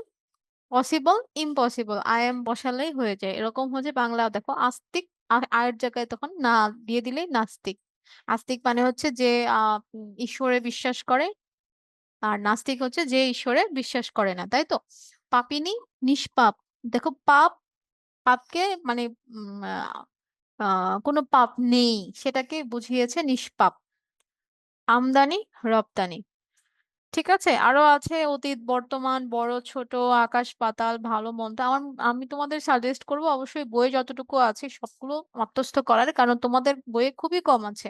এখন থেকে যদি এই সবগুলো তোমাদের আত্মস্থ থাকে, আশা করি যতই বড় হবে তোমাদের যেমন শব্দ সমৃদ্ধ হবে, ততই তোমাদের পরীক্ষাও ভালো হবে। আচ্ছা, কাঁচা পাকা গ্রহণ বর্জন, এই যেগুলো একটু কঠিন আছে এগুলো অবশ্যই একটু হাতে লিখে বা মুখস্থ করার পর একটু লিখলে মনে থাকবে বেশি। কুৎসিত, সুন্দর, ধ্বংস, সৃষ্টি, জিত, হার, পাপ, পুণ্য, হাসি, কান্না। এই পর্যন্ত বিপরীত শব্দে কারো কোনো সমস্যা আছে কিনা? কারণ বিপরীত শব্দ খুবই শর্ট করে দেওয়া আছে, আমার মনে হয় প্রত্যেকেই এটা আত্মস্থ করতে পারবে। কারো কোনো সমস্যা আছে? আদিবা আজকে লেট, আজকে কি হোমওয়ার্ক আছে? পরীক্ষার আগে কিসের হোমওয়ার্ক? আমরা আজকে এমসিকিউ সলভ করছি। আসাফ, ওকে, নেই। জুনায়েদ, না ম্যাম। আচ্ছা, আবরার, না। ওকে, ফিরোজা, না। ফারহান, সমস্যা নেই। তাহেরা, নেই। ঠিক আছে, তাহলে বিপরীত শব্দ শেষ, আমরা তারপর নেক্সটে যাই। তারপর হচ্ছে রূপক। রূপক একটু বোঝার ব্যাপার আছে, সেটা হচ্ছে রূপক মানে আমি একটা কথা বলতে চেয়েছি কিন্তু সরাসরি সে কথাটা না বলে অন্য একটা কথা দিয়ে আম, ব্যাপারটাকে বোঝানোর চেষ্টা করা, এটাই হচ্ছে রূপক। যেমন আমি যদি আহ যদি বলি যে তুমি খুব সুন্দর, এই কথাটা না বলে আমি যদি বললাম তুমি যেন একদম চাঁদ, হ্যাঁ, আসলে কি সে চাঁদ? চাঁদ না, ব্যাপারটা আমি বোঝানোর চেষ্টা করছি যে সে চাঁদের মতো সুন্দর বা এমনিতে অনেক সুন্দর, সেটাকে আমি চাঁদ দিয়ে রূপক ভাবে বোঝানোর চেষ্টা করছি। আবার এখানেও একটা উদাহরণ আছে, যেমন পতন মানে হচ্ছে উপর থেকে পড়ে যাওয়া, হ্যাঁ, ঠাস করে উপর থেকে পড়ে যাওয়া, যেমন ফল পড়ে যায় উপর থেকে, এরকম উপর থেকে নিচে চ্যুতি। কিন্তু আমরা যদি বলি যে আইয়ুব খানের পতন হয়েছে, তার মানে কি সে ঠাস করে উপর থেকে পড়ে গিয়েছে? তা তো না। তার মানে হচ্ছে তার যে মানে সময় ছিল বা তার যে সাম্রাজ্য ছিল, সেই সাম্রাজ্য থেকে তার সেই সময়টা তার শেষ হয়ে গিয়েছে, বা তার অহংকার ছিল সেগুলো, সেই অহংকার থেকে মানে অহংকার থেকে তার পতন হয়েছে। ব্যাপারটা তা বুঝিয়েছে, উপর থেকে পড়া কিন্তু এখানে বুঝায় নাই। তো আমি বলতে চেয়েছি এক, কিন্তু আমি বুঝিয়েছি অন্যরকম বা অন্য কিছু দিয়ে বুঝিয়েছি, সেই সেরকম যদি হয় সেটাকে বলা হয় রূপক। যেমন এখানে বলা হয়েছে আমি কান পেতে রই। কান পেতে রই মানে কি আমি কান লাগিয়ে বসে থাকি, তাই কি? তা তো না। এখানে কান পেতে রই মানে বুঝিয়েছে যে আমি খুব মনোযোগ দিয়ে তোমার কথা শুনছি। মনোযোগকে রাখা নাই, দেখো আরেকটা সমার্থক শব্দ দেওয়া আছে, অভিনিবেশ। হ্যাঁ, অভিনিবেশ মানেই মনোযোগ।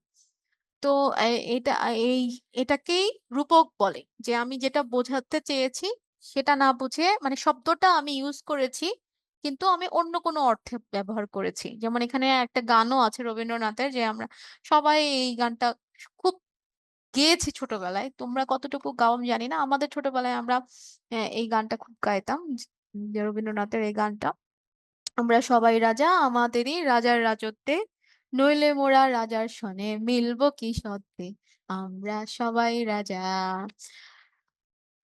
তো যাই হোক, আমরা যখন সবাই রাজা বলি তার মানে কি আমাদের সবার মাথায় মুকুট থাকে এরকম কিছু কিন্তু না।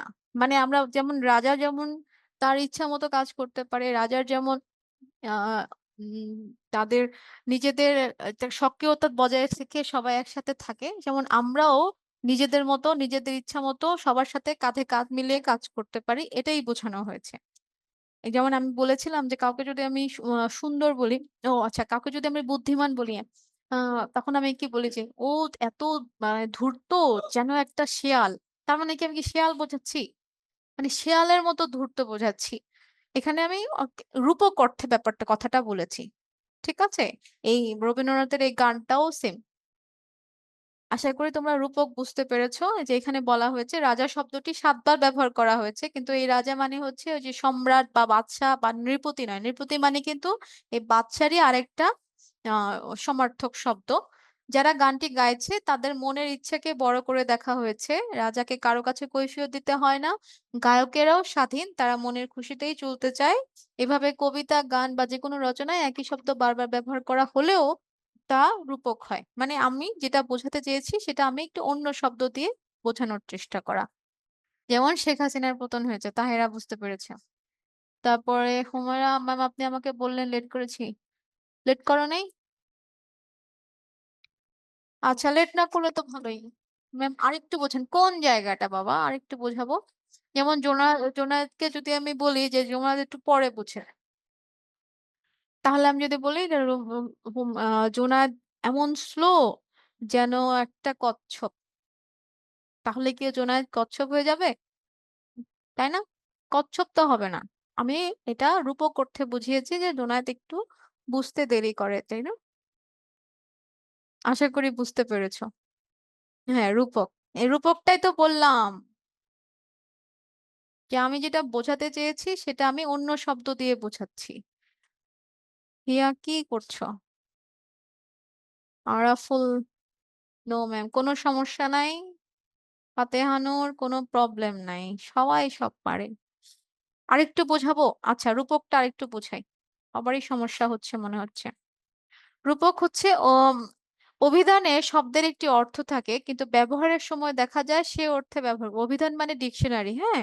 ডিকশনারিতে সব অর্থেরই তো সব শব্দেরই এক একটা অর্থ থাকে, কিন্তু আমরা যখন ব্যবহার করি সে অর্থে ব্যবহার করা হচ্ছে না।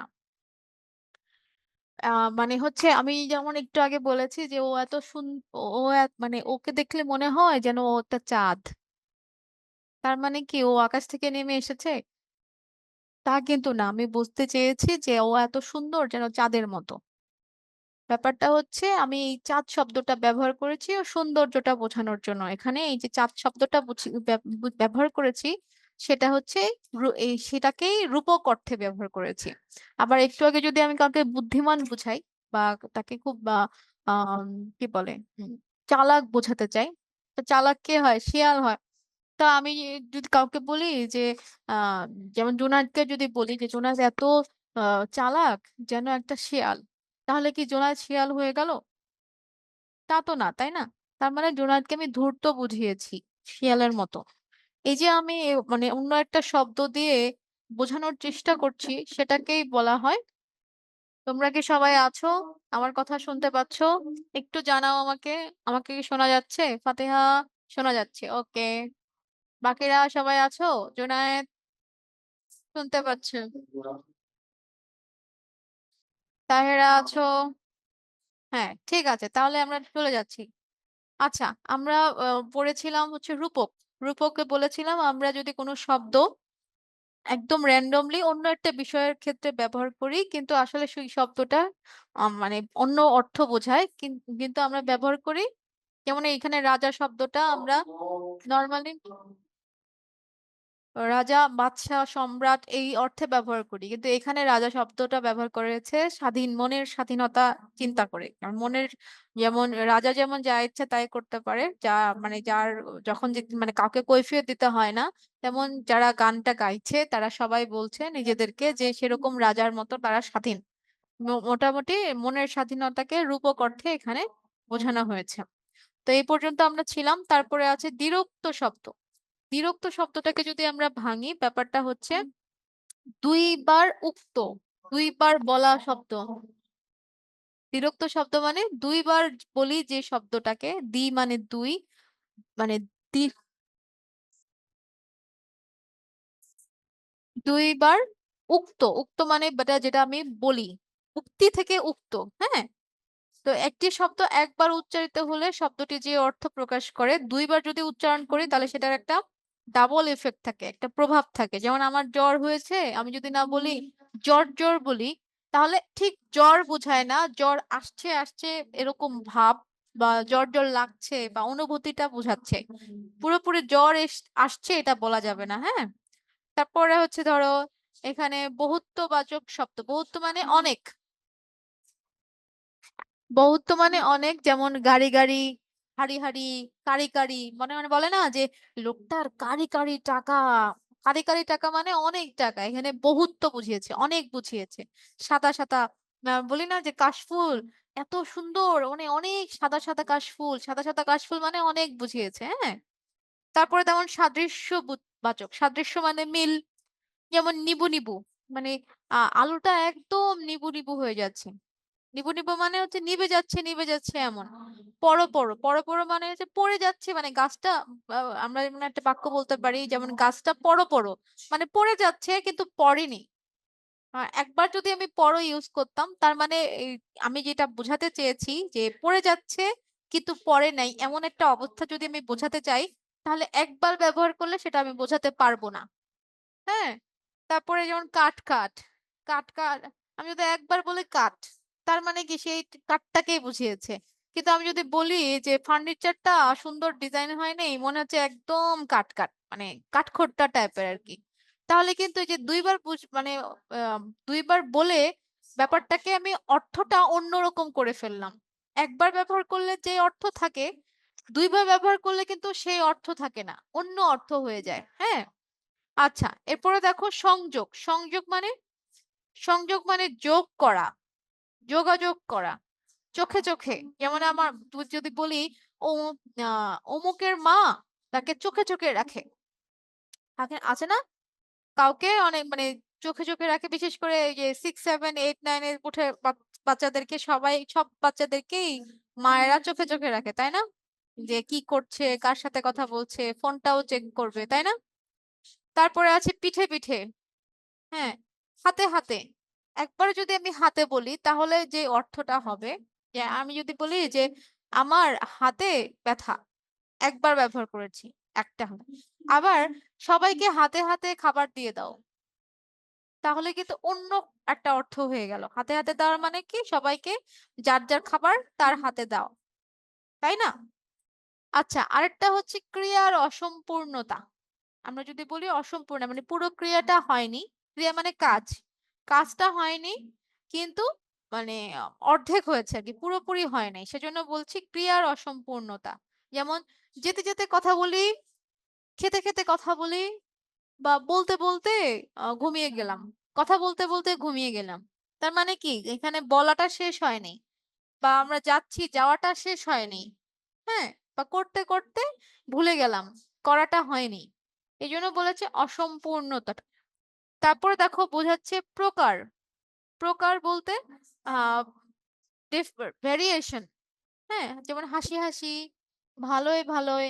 হাসি হাসি মানে হচ্ছে যেমন আমি বলতে পারি যে অমুকের মুখটা না খুব হাসি হাসি, মানে তাকে দেখলেই সবার ভালো লাগে, মুখের মুখটা যেমন যেন একটা হাসি হাসি ভাব থাকে। আবার ভালোই ভালোই যেন কাজটা হয়ে যায়, ভালো ভালো মানে মানে সব যেন ঠিকঠাক ভাবে হয় বা সম্পূর্ণ হয় কাজটা, সেজন্য আমরা বলতে পারি যে ভালোই ভালোই যেন কাজটা হয়ে যায়। তারপর যেমন পরস্পর সম্পর্ক বোঝাতে, পরস্পর সম্পর্ক মানে হচ্ছে মানে আহ একটা রিলেশনশিপ কেমন সেটা বোঝানোর জন্য। যেমন আমি মিটিং করছি, মুখোমুখি মিটিং করছি, মানে আমি কি অবস্থায় মিটিং করছি সেটাও কিন্তু বোঝা যাচ্ছে। তারপরে কোনো একটা যদি বিষয় বলতে পারছে মানে বুঝতে পারছো না, তখন কেউ একজন হয়তো, এই যে জুনায়েদ হয়তো বলতে পারে খোলাখুলি একটু বলেন ম্যাম, খোলাখুলি একটু বলেন, মানে আরো ডিটেলস শুনতে চাচ্ছে। হ্যাঁ, তারপরে গলাগলি, গলাগলি মানে হচ্ছে যে আম, আহ, কি বলে ওটাকে, ঈদের পরে আমরা করি না, প্রতি ঈদের পরে নামাজ শেষে আমরা গলাগলি করি, তাই না? আচ্ছা, এইটুকু পর্যন্ত কি কারো কোনো সমস্যা আছে? ম্যাম, আমার অনেকক্ষণ ধরে নেট নেই, তাও মেসেজও যাচ্ছে, আবার ক্লাসও চলছে। আলহামদুলিল্লাহ।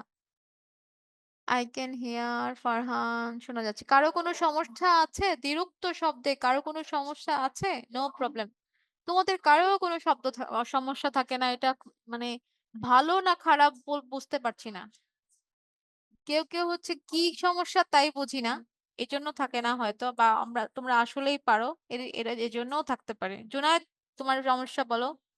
আচ্ছা, জুনায়েদের সমস্যা নাই মানে আসলেই সবার কারো কোনো সমস্যা নাই। আচ্ছা, এটুক তো বুঝতে পেরেছি। তারপরে আছে প্রকর্ষ অর্থে। প্রকর্ষ অর্থ মানে আহ ধরো যে চেঁচামেচি, ধরাধরি, হাঁকাহাঁকি। প্রকর্ষ মানে এটা হচ্ছে আহ খুব উচ্চ স্বরের ব্যাপার। যেমন চেঁচামেচি করলে খুব উচ্চ স্বরে মানে চিৎকার করতে হয়, ধরাধরি করতে হয়, মানে এটা খুব তাড়াহুড়োর ব্যাপার। সবাই তাকে, মানে ধরো কেউ একজন অসুস্থ হয়ে গেল, এই তাকে ধরাধরি করে হাসপাতালে নিয়ে যাও, হাসপাতালে নিয়ে যাও। বা হাঁকাহাঁকি মানে চিৎকার করা, ওই যে ফেরিওয়ালারা যেমন হাঁক দেয় না, যেমন ঝাড়ু নিবেন কিনা, তারপরে হচ্ছে সবজি নিবেন কিনা, ফেরিওয়ালারা হাঁকা, এটাকেই বলে যে হাঁকাহাঁকি করছে। ফেরিওয়ালারা ক্রমশ হাঁকাহাঁকি করছে, এটাকে বলে প্রকর্ষ।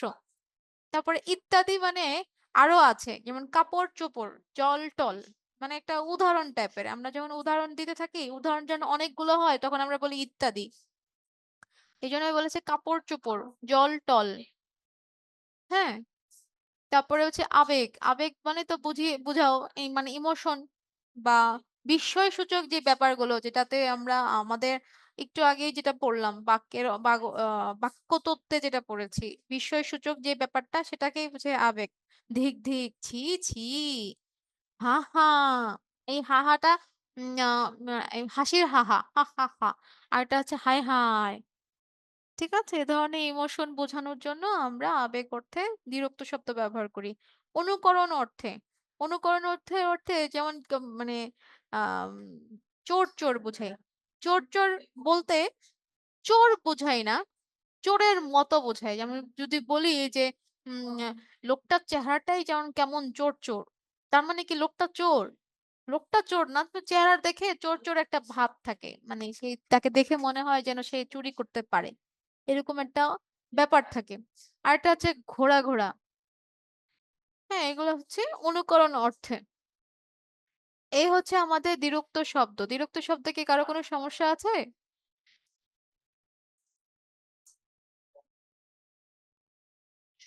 আচ্ছা, তাহেরা, সমস্যা নাই, এটা ভালো গুণ, তবে সবার ক্ষেত্রে না। আচ্ছা, আপনার কথাগুলো পুরোপুরি রেহেনা ম্যামের মতো। রেহেনা ম্যাম কে? ও আচ্ছা, ইংলিশ ম্যাডাম ছিল।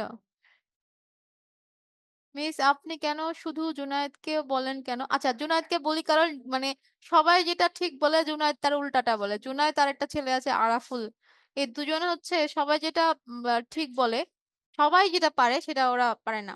ম্যাম, ধিক ধিক মানে, ধিক ধিক মানে, মানে ইয়ে বলছে, আম, আম, মানে তোমাকে অপমান করার জন্য বলছে। ধিক ধিক, ছি ছি, মানে তোমাকে খুব হেট করছে। ধিক ধিক মানে হেট করা। হ্যাঁ,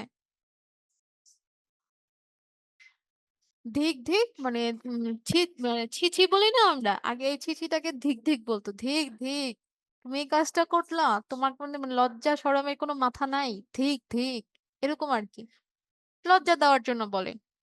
ঠিক আছে, তাহলে দ্বিরুক্ত শব্দ শেষ। নেক্সট হচ্ছে পারিভাষিক শব্দ। পারিভাষিক শব্দটাকে আমি এক অর্থে যদি বলি, যে অন্য ভাষা থেকে কোনো শব্দ যেটা আসে বাংলায়, সেটাকে আমরা বাংলায় একটা অর্থ করে দেই। হ্যাঁ, যেমন আমরা আগে চেয়ারকে বলতাম আরাম কেদারা, চেয়ারকে বাংলা বলেছিলাম আরাম কেদারা। এরকম কিছু কিছু শব্দ অন্য ভাষা, শুধু ইংরেজির না, আরো অনেকগুলো শব্দ মানে অন্য ভাষা আছে, যেগুলোর শব্দের আমরা নিজস্ব একটা বাংলা করেছি।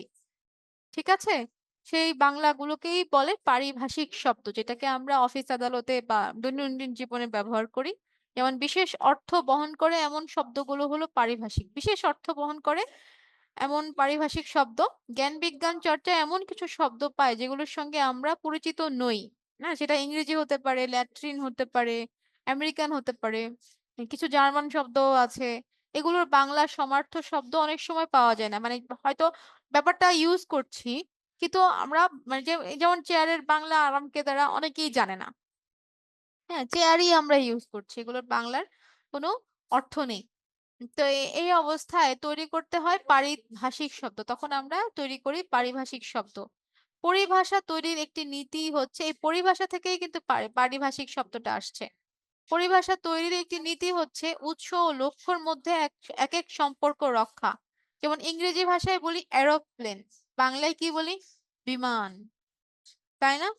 আবার এখানে এরোপ্লেন হলো উৎস আর বিমান হলো লক্ষ্য। ইংরেজি ভাষায় এরোপ্লেন, বাংলায় পরিভাষা করেছি বিমান, মানে ইংরেজি এরোপ্লেনটার বাংলা করেছি বিমান। এখন বিমান হলো লক্ষ্য। তা আচ্ছা, এরোপ্লেনের সঙ্গে বাতাস ওড়ার সম্পর্ক আছে, কিন্তু বিমানের সঙ্গে এসবের কোনো যোগ নেই। দেখুন এরোপ্লেন মানে প্লেন মানে হচ্ছে এয়ারে যেগুলা উড়ে সেটাই হচ্ছে এরোপ্লেন, তাই না? ওরা যখন অর্থটা করেছে, মানে যে ইংরেজি ভাষায় যারা এই শব্দটা করেছে, তখন এর ব্যবহারিক দিকটা চিন্তা করে এই ইংরেজিটা করেছে। হ্যাঁ, কিন্তু বাংলায় যখন আমরা পারিভাষিক শব্দ করি বিমান, তখন কিন্তু আমরা এই যে ব্যবহারিক দিকটা চিন্তা করি না, যে আকাশে উড়ে, এই ব্যাপারটা কিন্তু আমাদের মাথায় থাকে না। ঠিক আছে? তো এরোপ্লেন হলো উৎস, বিমান হলো লক্ষ্য, কিন্তু বিমানের সঙ্গে এসবের কোনো যোগ নেই। পরিভাষা তৈরিতে উৎস ও লক্ষ্যের মধ্যে অর্থগত ঐক্য থাকতেই হবে এমন কোনো কথা নেই। এরোপ্লেন বললে সবসময় বিমান বুঝতে হবে, এটাই হলো মানে আমরা যে শব্দের যে বাংলা করেছি সেটাই বুঝতে হবে। এটা হচ্ছে তোমাদের অলিখিত একটা রীতি। সবচেয়ে বড় কথা, পরিভাষা নির্বাচন করতে হবে লোকজ জীবনের গভীর থেকে। উদাহরণ দেওয়া যাক, উদাহরণ দিয়েছে যেমন ইংরেজিতে ফিশ ল্যান্ডিং সেন্টার, কিন্তু বাংলায় কি আমরা বলি ফিশ মানে মাছ? মাছ কি কখনো ল্যান্ড করে? মানে ল্যান্ড মানে করা, বা ল্যান্ডের বাংলা হচ্ছে অবতরণ করা। মাছটা কখনো অবতরণ করে, মানে উপর থেকে লাফ দিয়ে পড়ে? তা তো আর করে না। জেলেরা মাছ ধরে আড়তে আনে, মানে আড়তে, ফিশ ল্যান্ডিং সেন্টার মানেই হচ্ছে যেখানে অনেক মাছ থাকে আর কি। তো ইংরেজিতে যেটা চিন্তা করে ফিশ ল্যান্ডিং সেন্টার, সেটাতে বাংলায় আমরা নাম দিয়েছি আড়ত। সেখান থেকে মাছ কেনা বেচা হয়, যে না, যে মানে বিশেষ করে যারা হাওড়া অঞ্চলে থাকে, কিংবা ঢাকায় আবার ইয়ে আছে, আড়ত আছে পুরান ঢাকায় আর হচ্ছে কারণ বাজারে। তো ওখানে অনেক মাছের মানে একসাথে মাছ থাকে, এইখান থেকে মাছ নিয়ে ঢাকা শহরে বিভিন্ন জায়গায় আহ বিভিন্ন বাজারে মাছ যায় আর কি। এই সব ঢাকার বাইরে থেকে যত মাছ আসে সব এই ধরনের, কারণ বাজার বা পুরান ঢাকায় আড়ত আছে, সেখানে আসে। এই আড়ত থেকে মাছ কিনে নিয়ে আবার ঢাকার বিভিন্ন জায়গায় নিয়ে যায়। তাই ফিশ ল্যান্ডিং সেন্টারের বাংলা পরিভাষা হলো মাছের আড়ত।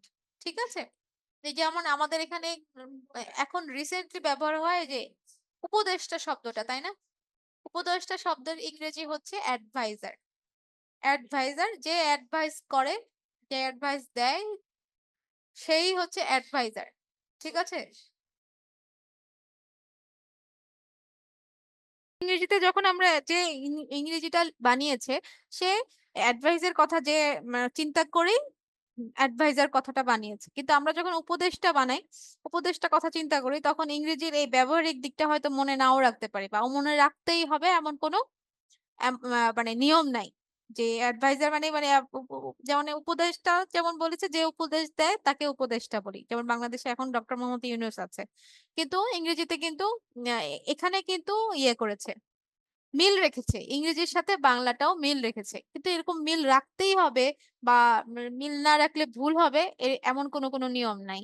আবার দেখো, এফিডেভিট মানে হচ্ছে হলফনামা, এখানে কিন্তু মিল নেই। এখানে হয়তো ইংরেজিটা ব্যবহারিক অর্থ অন্যটা ছিল, যেটার ব্যবহারিক অর্থ যেটা ছিল সেটার উপর ডিপেন্ড করে এটার ইংরেজি শব্দটা গঠন করা হয়েছে, কিন্তু বাংলায় তা কিন্তু না।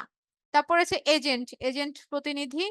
এজেন্ডা হচ্ছে আলোচ্য সূচি, কৃত্যসূচি হয়তো তোমাদের বুঝতে অসুবিধা হতে পারে। এজেন্ডা হচ্ছে আলোচ্য সূচি, মানে আজকে কি কি করব তার একটা রুটিন আর কি। এয়ার মানে হচ্ছে আকাশ, কিন্তু এয়ার মানে বাতাস হওয়ার কথা, তাই না? এয়ার মানে, কিন্তু আমাদের এখানে বাংলা করেছি এয়ার মানে আকাশ, তাই না? এয়ারপোর্ট, বিমানবন্দর হওয়ার কথা কি ছিল? এয়ারপোর্ট মানে আহ যেখানে এরোপ্লেন নামে সেটার উপরে ডিপেন্ড করে এটার নাম দিয়েছে এয়ারপোর্ট, কিন্তু বাংলায় কিন্তু তাই না। হ্যাঁ, বাংলায় কিন্তু তাহলে বাতাস বন্দর রাখা উচিত ছিল। এটার যদি আমি আক্ষরিক অর্থে বাংলা করতে যাই তাহলে করা দরকার ছিল বাতাস বন্দর, কিন্তু আমরা করেছি বিমান বন্দর, তাই না?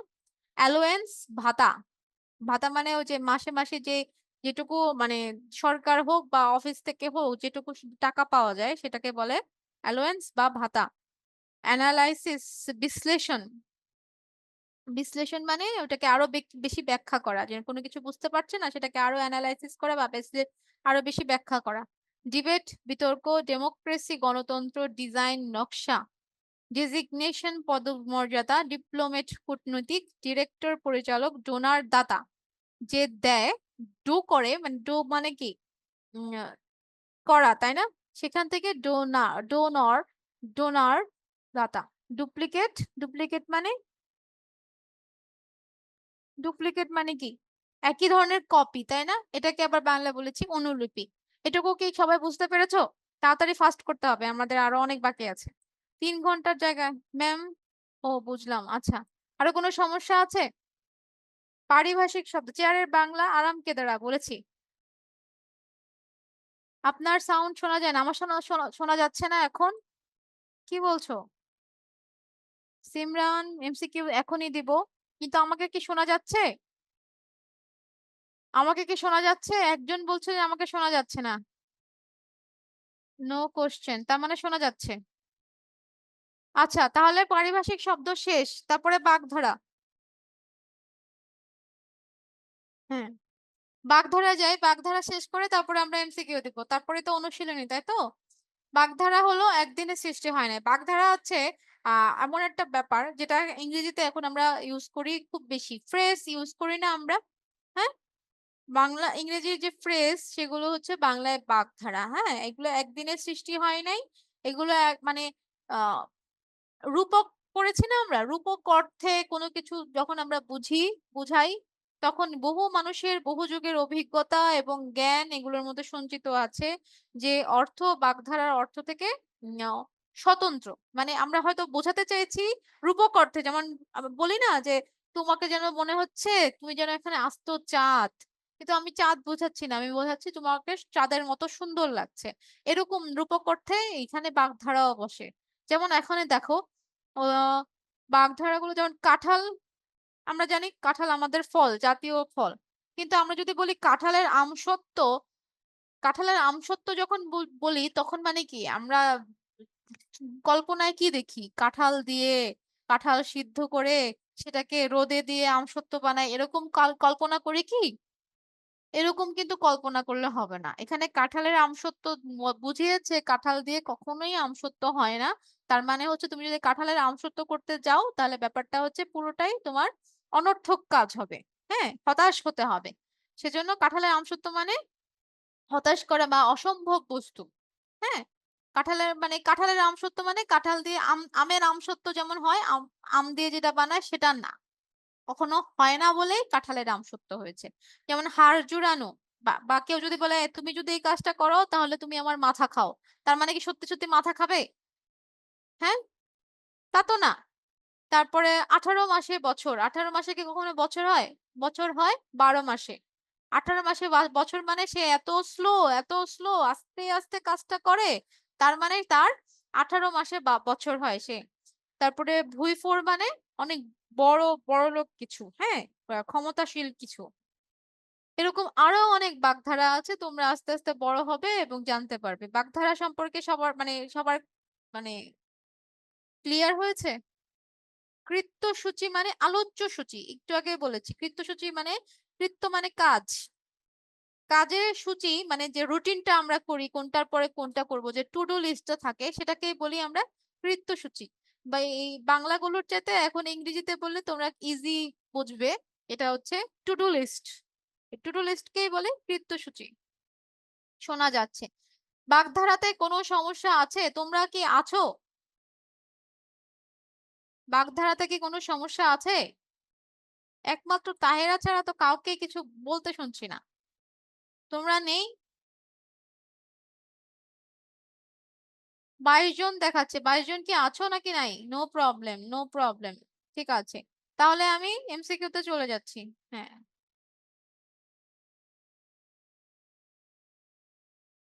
আমাদের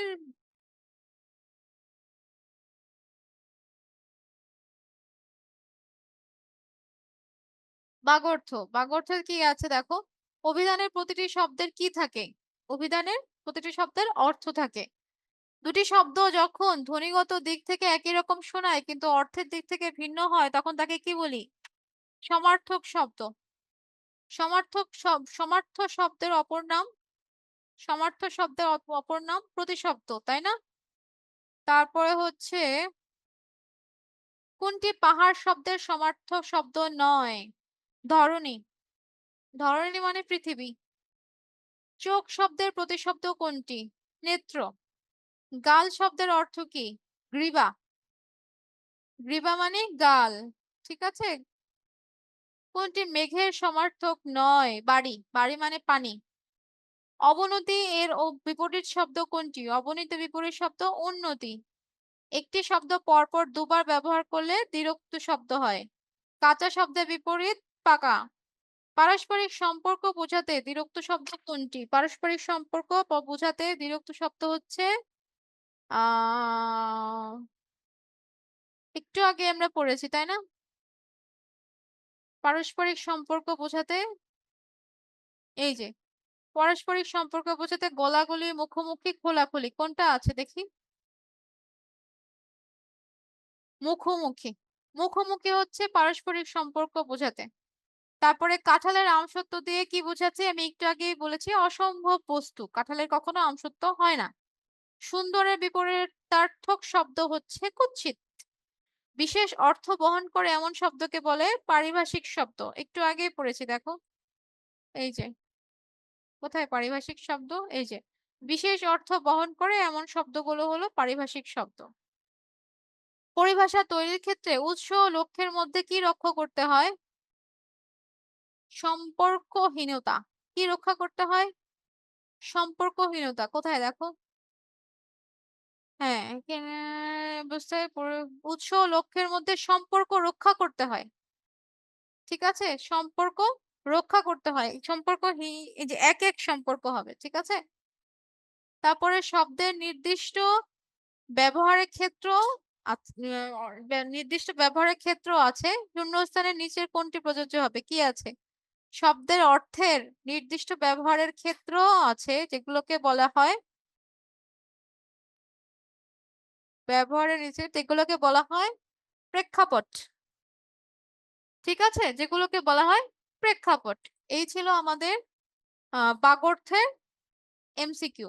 তারপরে চ্যাপ্টারে চলে যাব। কারো কোনো সমস্যা আছে?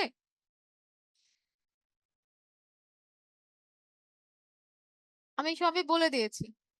আচ্ছা, এগুলো সব লেকচার শিটে যাবে, নোট করতে হবে না, এগুলো সব লেকচার শিট দেওয়া হবে। 2 নাম্বারটা সমার্থ শব্দ, আচ্ছা দেখাচ্ছি। 2 নাম্বারটা সমার্থ শব্দ হলো কেন? 2 নাম্বারটা কি ছিল?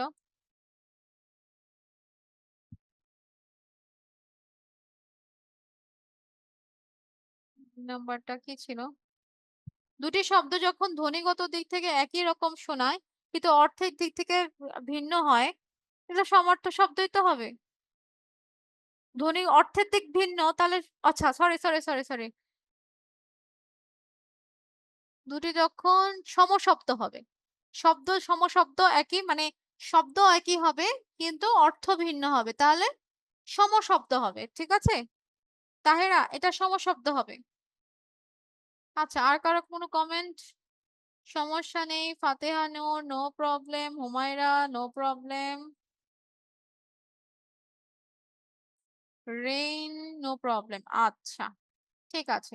নেক্সট আমাদের নেক্সট টপিক হচ্ছে, আমি খুব তাড়াতাড়ি এখন ফাস্ট ফাস্ট যাব। বানান। বানান বলতে বলা হয় বর্ণন বা বর্ণনা করা। মানে বানান মানে হচ্ছে স্পেলিং, ইংরেজিতে যদি বলি স্পেলিং। আমি একটা ধরো এক একজন, আমি এটা বলেছিলাম যে তাহেরা যখন তার নামটা লেখে, যেমন আমার নামটা বলি, তাহেরা বাদ দাও, আমার নামটা যখন আমি লিখি, যখন MONIRA লিখি, হ্যাঁ, আবার আমার নামটা কিন্তু অনেকে MA দিয়েও লেখে। তো এক একজনের নামের বানান এক এক রকম, এটা হচ্ছে পার্সন টু পার্সন ভেরি করে। কিন্তু আমি যদি কোনো বস্তুগত জিনিস বা কোনো পাহাড়ের নাম, কোনো প্রতিষ্ঠানের মানে ইউনিভার্সাল যে বিষয়গুলো, কমন নাউন যেগুলো আছে, আমরা যেগুলোকে বলবো কমন নাউন যেগুলো আছে, সেগুলো যদি আমি এক একজন এক এক রকম নাম দেই, তখন কি হয়, খুব মানে তখন সব প্রবলেম হয়ে যায়, এক একজন এক এক ভাবে বলে, তখন আমাদের বুঝতে অসুবিধা হয়। যেমন কাঁঠালকে যদি কেউ ঠ দিয়ে লেখে, আবার কেউ যদি ট দিয়ে লেখে, তাহলে আমাদের মধ্যে নিজেদের মধ্যেই কনফিউশন হয়ে যাবে, তাই না? ওকে, তো এই কনফিউশন দূর করার জন্য বাংলাদেশে বাংলা একাডেমি তখন এই বানান তৈরি করার জন্য নিয়ম তৈরি করেন। এই নিয়মকেই বলা হয় বানান। ঠিক আছে, বানানগুলো কি কি হতে পারে? স্বরবর্ণের সাথে ব্যঞ্জন বর্ণ হতে পারে, যেমন আম আম আ হচ্ছে স্বরবর্ণ, ম হচ্ছে ব্যঞ্জন বর্ণ। ব্যঞ্জন বর্ণ আর স্বরবর্ণ হতে পারে, যেমন মা, ম হচ্ছে ব্যঞ্জন বর্ণ, ম এর সাথে আকার বসিয়েছে, তাহলে স্বরবর্ণ ব্যঞ্জন বর্ণ আর স্বরবর্ণ। তারপরে এমন আছে কষ্ট, যেমন কষ্টের সাথে ক ব্যঞ্জন বর্ণ, আর ক এর সাথে পরে হচ্ছে অ আছে, সেটা স্বরবর্ণ, তারপরে মূর্ধন্য স আছে ব্যঞ্জন বর্ণ, ট আছে ব্যঞ্জন বর্ণ।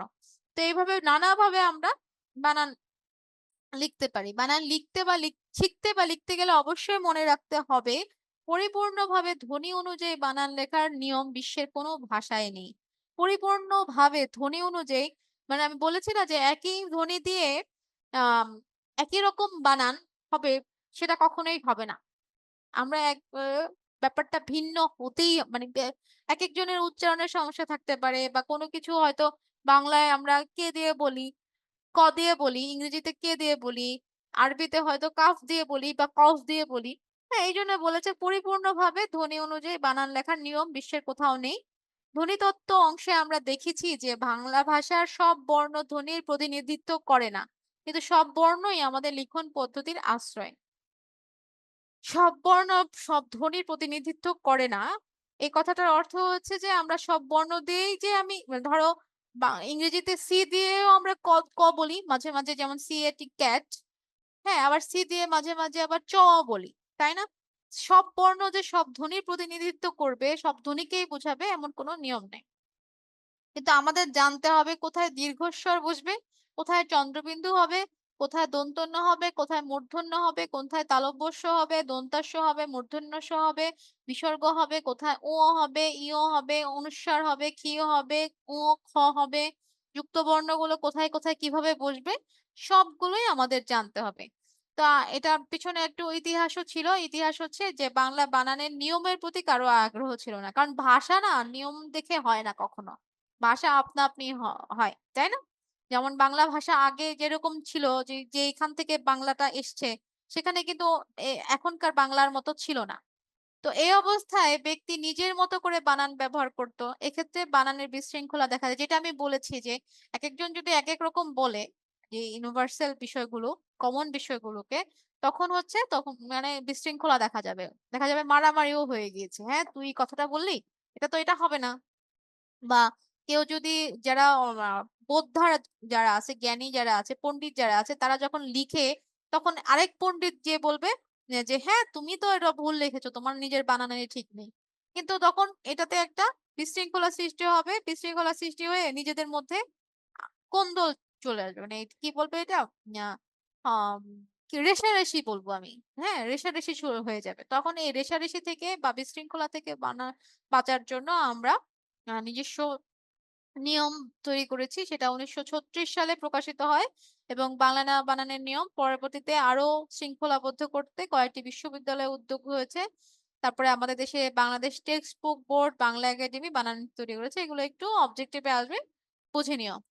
তারপরে বাংলা বানানের নিয়ম বলেছে বিদেশি শব্দের ক্ষেত্রে সবসময় হ্রস্ব ইকার হয়, কখনো দীর্ঘ ইকার হয় না। বাংলা বানানে সবসময় হ্রস্ব ইকার হবে, বাংলা বানান মানে দেশি শব্দ যেগুলো, সেগুলোতে হ্রস্ব ইকার হবে।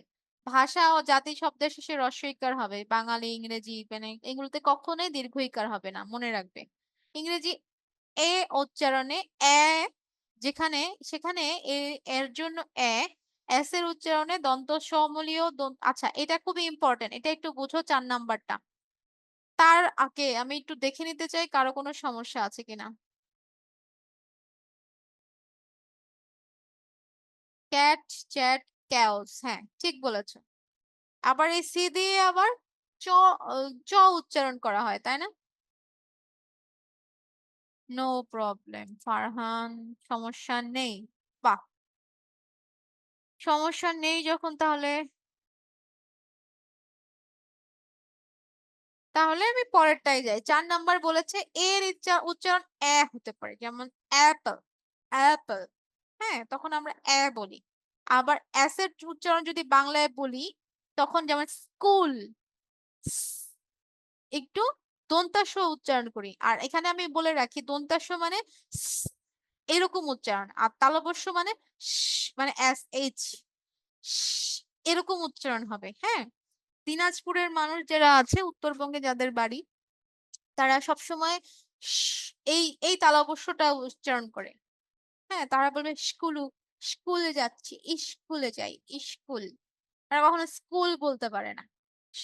হ্যাঁ, আবার দেখুন ST, স্টেশন।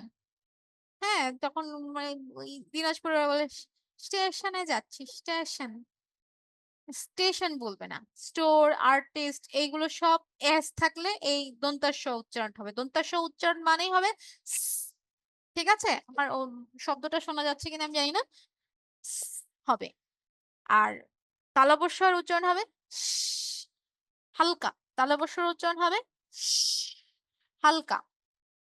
ওকে, যেমন শিয়াল, শিয়াল বলবো না আমরা। হ্যাঁ, তালবস্যর উচ্চারণ হচ্ছে শিয়াল।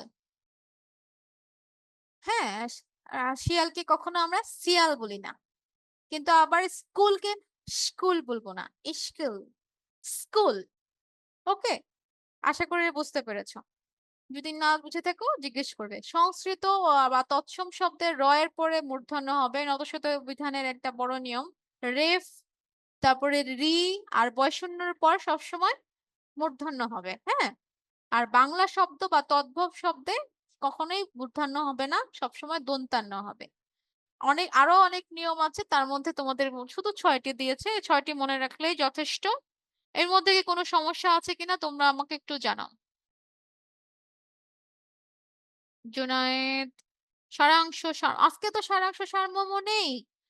আজকে আমি 4টা বলেছি। 4টা এর মধ্যে বাক্যতত্ত্ব, বাগর্থ, বানান এবং বিরাম চিহ্ন, এই 4টা আজকে আমি সারাংশ সারমর্ম তো রাখি না। আর সারাংশ সারমর্ম কি বোঝানোর কিছু আছে? মুখস্থ করবে, লিখবে। সাপের মতো শোনা যাচ্ছে, হতে পারে। আচ্ছা, আর্ম অ্যাবসেন্ট, সাপের মতো শোনা যাচ্ছে, সাপের মতোই হবে। সাপ করে হিস, তাই না? হুমায়রা ম্যাম, আপনি এত সুন্দর করে আছে কিভাবে বলেন পুরা সাপের মতো। আচ্ছা, বোঝানোর জন্য সাপ যদি হতে হয় তাও হবে, কোনো সমস্যা নেই। তোমরা বুঝতে পারছো কিনা সেটা হচ্ছে বড় ব্যাপার। MCQ তে চলে যাই।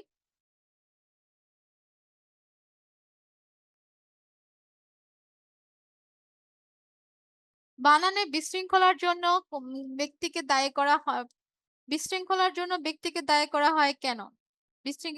ব্যক্তিকে দায়ী করা হয় বলতে স্বেচ্ছাচারিতার জন্য, বিক্ষিপ্ত মনোভাবের জন্য, দায়িত্বহীনতার জন্য, নিজের মতো বানান ব্যবহার করতে বলে। মানে ব্যক্তিতে মানুষকে দায়ী করা হয় কেন জিজ্ঞেস করেছে। বানানে যে বিশৃঙ্খলা তৈরি হয়েছে, যে সেক্ষেত্রে কেন মানে মানুষকে দায়ী করা হয়? কারণ যে যার মতো বানান ব্যবহার করতো তার কারণেই কিন্তু বিশৃঙ্খলা তৈরি হয়েছে, তাই না? এটা কিন্তু মানুষেরও দোষ না, কোনো নিয়ম ছিল না বলেই তো সবাই যার যার মতো করে ইউজ করেছে, তাই না? কলিকাতা বিশ্ববিদ্যালয় কর্তৃক বানানের উপর প্রকাশিত গ্রন্থের নাম কি? বাংলা শব্দের বানান, বাংলা শব্দের বানানের নিয়ম, বাংলা শব্দের বানানের নিয়ম, বাঙ্গালা শব্দের বানানের নিয়ম। এই 2 নাম্বারটার আনসার কমেন্টে লিখো। বাংলা শব্দের বানানের নিয়ম কখন প্রকাশিত হয়েছে? 1936 সালে, তাই না? এই যে এখানে একটু আগেই পড়ছিলাম, এই যে 1936 সালে বাংলা শব্দের বানানের নিয়ম হচ্ছে। ঠিক আছে, প্রথম প্রতিষ্ঠা করা হয় কলিকাতা বিশ্ববিদ্যালয়ে, আর বাংলা 1936 সালে সেটা বাংলা শৃঙ্খলা আচ্ছা, এই হচ্ছে আমাদের নিয়ম। তারপরে হচ্ছে বাংলাদেশ যে প্রতিষ্ঠানগুলো বানান রীতি তৈরি করেছে, বাংলাদেশ টেক্সট বোর্ড আর বাংলা একাডেমি, তাই না? 1 আর 2, তার মানে গ নাম্বার। বিদেশি শব্দের বানানে সবসময় কি হবে? রস্বইকার হবে, রস্বইকার বা রস্বই বা রস্বইকার। খ নাম্বার, 5 নাম্বার হচ্ছে খ নাম্বার, জাতিবাচক শব্দে কোনটি ব্যবহৃত হয়? জাতিবাচক শব্দে সবসময় হ্রস্ব ইকার হবে, তাই না? ইংরেজি, জাপানি, একটু আগেই পড়েছি। বানান বলতে কি বোঝায়? বর্ণন, বর্ণন বা বর্ণনা। এই যে একটু আগে আমরা পড়েছি, বানান বলতে বোঝায় ফার্স্টের লাইন, বর্ণন বা বর্ণনা করা। বাংলা ভাষায় কোন কোন উৎস থেকে বেশি শব্দ এসেছে? এসেছে সংস্কৃত, আরবি, ফার্সি আর ইংরেজি থেকে। সংস্কৃত, আরবি, ফার্সি। সংস্কৃত হচ্ছে 65% হচ্ছে সংস্কৃত, 20% হচ্ছে বিদেশি, 20% এর মধ্যে আবার আরবি, ফার্সি, ইংরেজি আছে, 8% শুধু দেশি শব্দ। হ্যাঁ, তারপরে হচ্ছে এখন কোন বানান রীতি সর্বত্র মানা হচ্ছে? বাংলা একাডেমির বানান, বাংলা একাডেমির বানান রীতি। কোন বানানগুলো ঠিক? ডুলি, চরণ, মরণ, শানকি, গহীন, বনেদি, আর্টিস্ট, অনুসরণ। 10 নাম্বার আর 2 নাম্বার কমেন্টে জানাও। 11, একের উচ্চারণ যেখানে দন্তমূলীয় দন্তাস্ব, সেখানে এস এর জন্য কি হবে? দন্তাস্বই হবে, একটু আগেই বলছি। আর তালব্য হলে হতো, তাই না? এস এইচ হতো। শুধু এস হলে দন্তাস্ব আর এস এইচ হলে তালব্য। সংস্কৃত বা তৎসম শব্দে র এর পরে কোন ন ব্যবহৃত হবে? অবশ্যই মূর্ধন্য, ঠিক আছে? একটু আগেই পড়েছি। বাংলা শব্দে র এর পরে দন্তান্ন। পরিপূর্ণভাবে ধ্বনি অনুযায়ী কোন নিয়ম বিশ্বের কোনো ভাষায় নেই? শব্দ গঠনের না, সরি, বানান লেখার নিয়ম। পরিপূর্ণভাবে ধ্বনি অনুযায়ী কোন নিয়ম বিশ্বের কোন ভাষায় নেই? এই যে এই লাইনটা, এই যে পরিপূর্ণভাবে ধ্বনি অনুযায়ী বানান লেখার নিয়ম বিশ্বের কোনো ভাষায় নেই, ঠিক আছে? তারপরে হচ্ছে বানানের নিয়ম উদ্ভাবনের প্রেরণা এসছে শব্দের মূল অর্থ ও ধ্বনি ব্যবস্থা অনুসারে। মূল উচ্চারণ ও ধ্বনি ব্যবস্থা অনুসারে, উৎস ও উৎপত্তি অনুসারে, দেশি বিদেশি শব্দ অনুসারে, মূল অর্থ ও ধ্বনি ব্যবস্থা অনুসারে। প্রেরণা এসেছে মূল উচ্চারণের ধ্বনি ব্যবস্থা, আচ্ছা, মূল উচ্চারণ ও ধ্বনি ব্যবস্থা অনুসারে। বাংলা শব্দের বানানে সবসময় কোন কার হবে? বাংলা শব্দের বানানে সবসময় হ্রস্ব ইকার, হ্রস্ব ইকার। এখন কোন বানানের সর্বত্র, এই যে একটু আগে বলেছি বাংলা একাডেমি। কোন বানানগুলো ঠিক? আচ্ছা, বলেই দেই, ডুলি আর চরণ, ডুলি আর চরণ একটাই বারবার এসেছে। সংস্কৃত বয়সন্য রর পর সংস্কৃত শব্দ সবসময় মূর্ধন্য বসবে। আচ্ছা, কারো কোনো সমস্যা আছে? 2 এর ক, 10-এর ক, হ্যাঁ 10-এর ক বলে দিয়েছি আমি। 10A, ঠিক আছে। নুসরাত 10-এর ক, হ্যাঁ। জুনায়েদ 10-এর ক, বাহ, সময় পেরেছে। 2-এর ক, ঠিক আছে। লাস্ট, তোমাদের যদি সমস্যা। কে হে ইয়াফি, তুমি এতক্ষণে কোত্থেকে আসলে? কে হে বালক, তুমি এতক্ষণে আসিলে? কি জন্য আসিলে? এমসিকিউ এর লেকচার শিট দিলে ভালো হতো, বলতে অবশ্যই দেওয়া হবে, চিন্তা করো না, নো টেনশন, ডু ফুর্তি। এখন আমরা যাচ্ছি নেক্সট, খুব তাড়াতাড়ি, র্যান্ডমলি, অলরেডি অনেক টাইম চলে গিয়েছে। আমরা যাচ্ছি এখন বিরাম চিহ্নে। হ্যাঁ, বিরাম চিহ্ন খুবই সোজা, আমি বলেছিলাম বিরাম চিহ্নের ধারণা এসছে যখন আমরা মানে দম নেওয়ার প্রয়োজন হয় বা বিরতি নেওয়ার প্রয়োজন হয়, তখন সেই প্রয়োজন থেকেই আসলে বিরাম চিহ্ন আসা। বিরাম মানেই হচ্ছে বিশ্রাম বা অবকাশ, ঠিক আছে? বিরাম চিহ্নকে আরো বলে জ্যোতি চিহ্ন বা ছেদ চিহ্ন। বিরাম চিহ্নের ধারণা হচ্ছে কয়েকটি বিরাম চিহ্ন বাক্যের শেষে, কয়েকটি বাক্যের মধ্যে ব্যবহৃত হয়, কয়েকটি হচ্ছে শেষে ব্যবহৃত হয় হচ্ছে দাঁড়ি, তারপরে প্রশ্নসূচক চিহ্ন, বিস্ময়সূচক চিহ্ন, এগুলো হচ্ছে শেষে ব্যবহৃত হয়। দাঁড়ির জন্য হচ্ছে কি হয়, বাক্যের শেষে ব্যবহৃত হয়, আর এটার জন্য কতটুকু থামতে হয়? 1 মিনিট, তাই না? জিজ্ঞাসা চিহ্নের জন্য 1 মিনিট থামতে হয়, বিস্ময়সূচকের জন্য 1 মিনিট থামতে হয়, কমার জন্য থামতে হয় এক বলতে যতটুকু সময় লাগে, অল্প অল্প বিরতির জন্য কমা ব্যবহৃত হয়, অনেক বাক্যের ক্ষেত্রে অনেক কমা বসে, অনেক ক্ষেত্রে কমা বসে, সেগুলো হচ্ছে সুস্পষ্টতা বা অর্থ বিভাগ দেখানোর জন্য স্বল্প বিরতি প্রয়োজন। মানে আমি ব্যাপারটাকে অনেক হাইলাইট করব বা ব্যাপারটাকে আমি অনেক গুরুত্ব দিব, তখন যখন বুঝাবো তখন সেটাকে বলবো কমা, তখন কমা ব্যবহৃত হবে। সুখ চাও, সুখ পাবে পরিশ্রমে, বা বড় হতে চাও, আগে ছোট হও। যে আমি মাঝখানে গিয়ে একটা থামলাম, থেমে কিন্তু আমি এটাকে গুরুত্ব দিলাম, ঠিক আছে।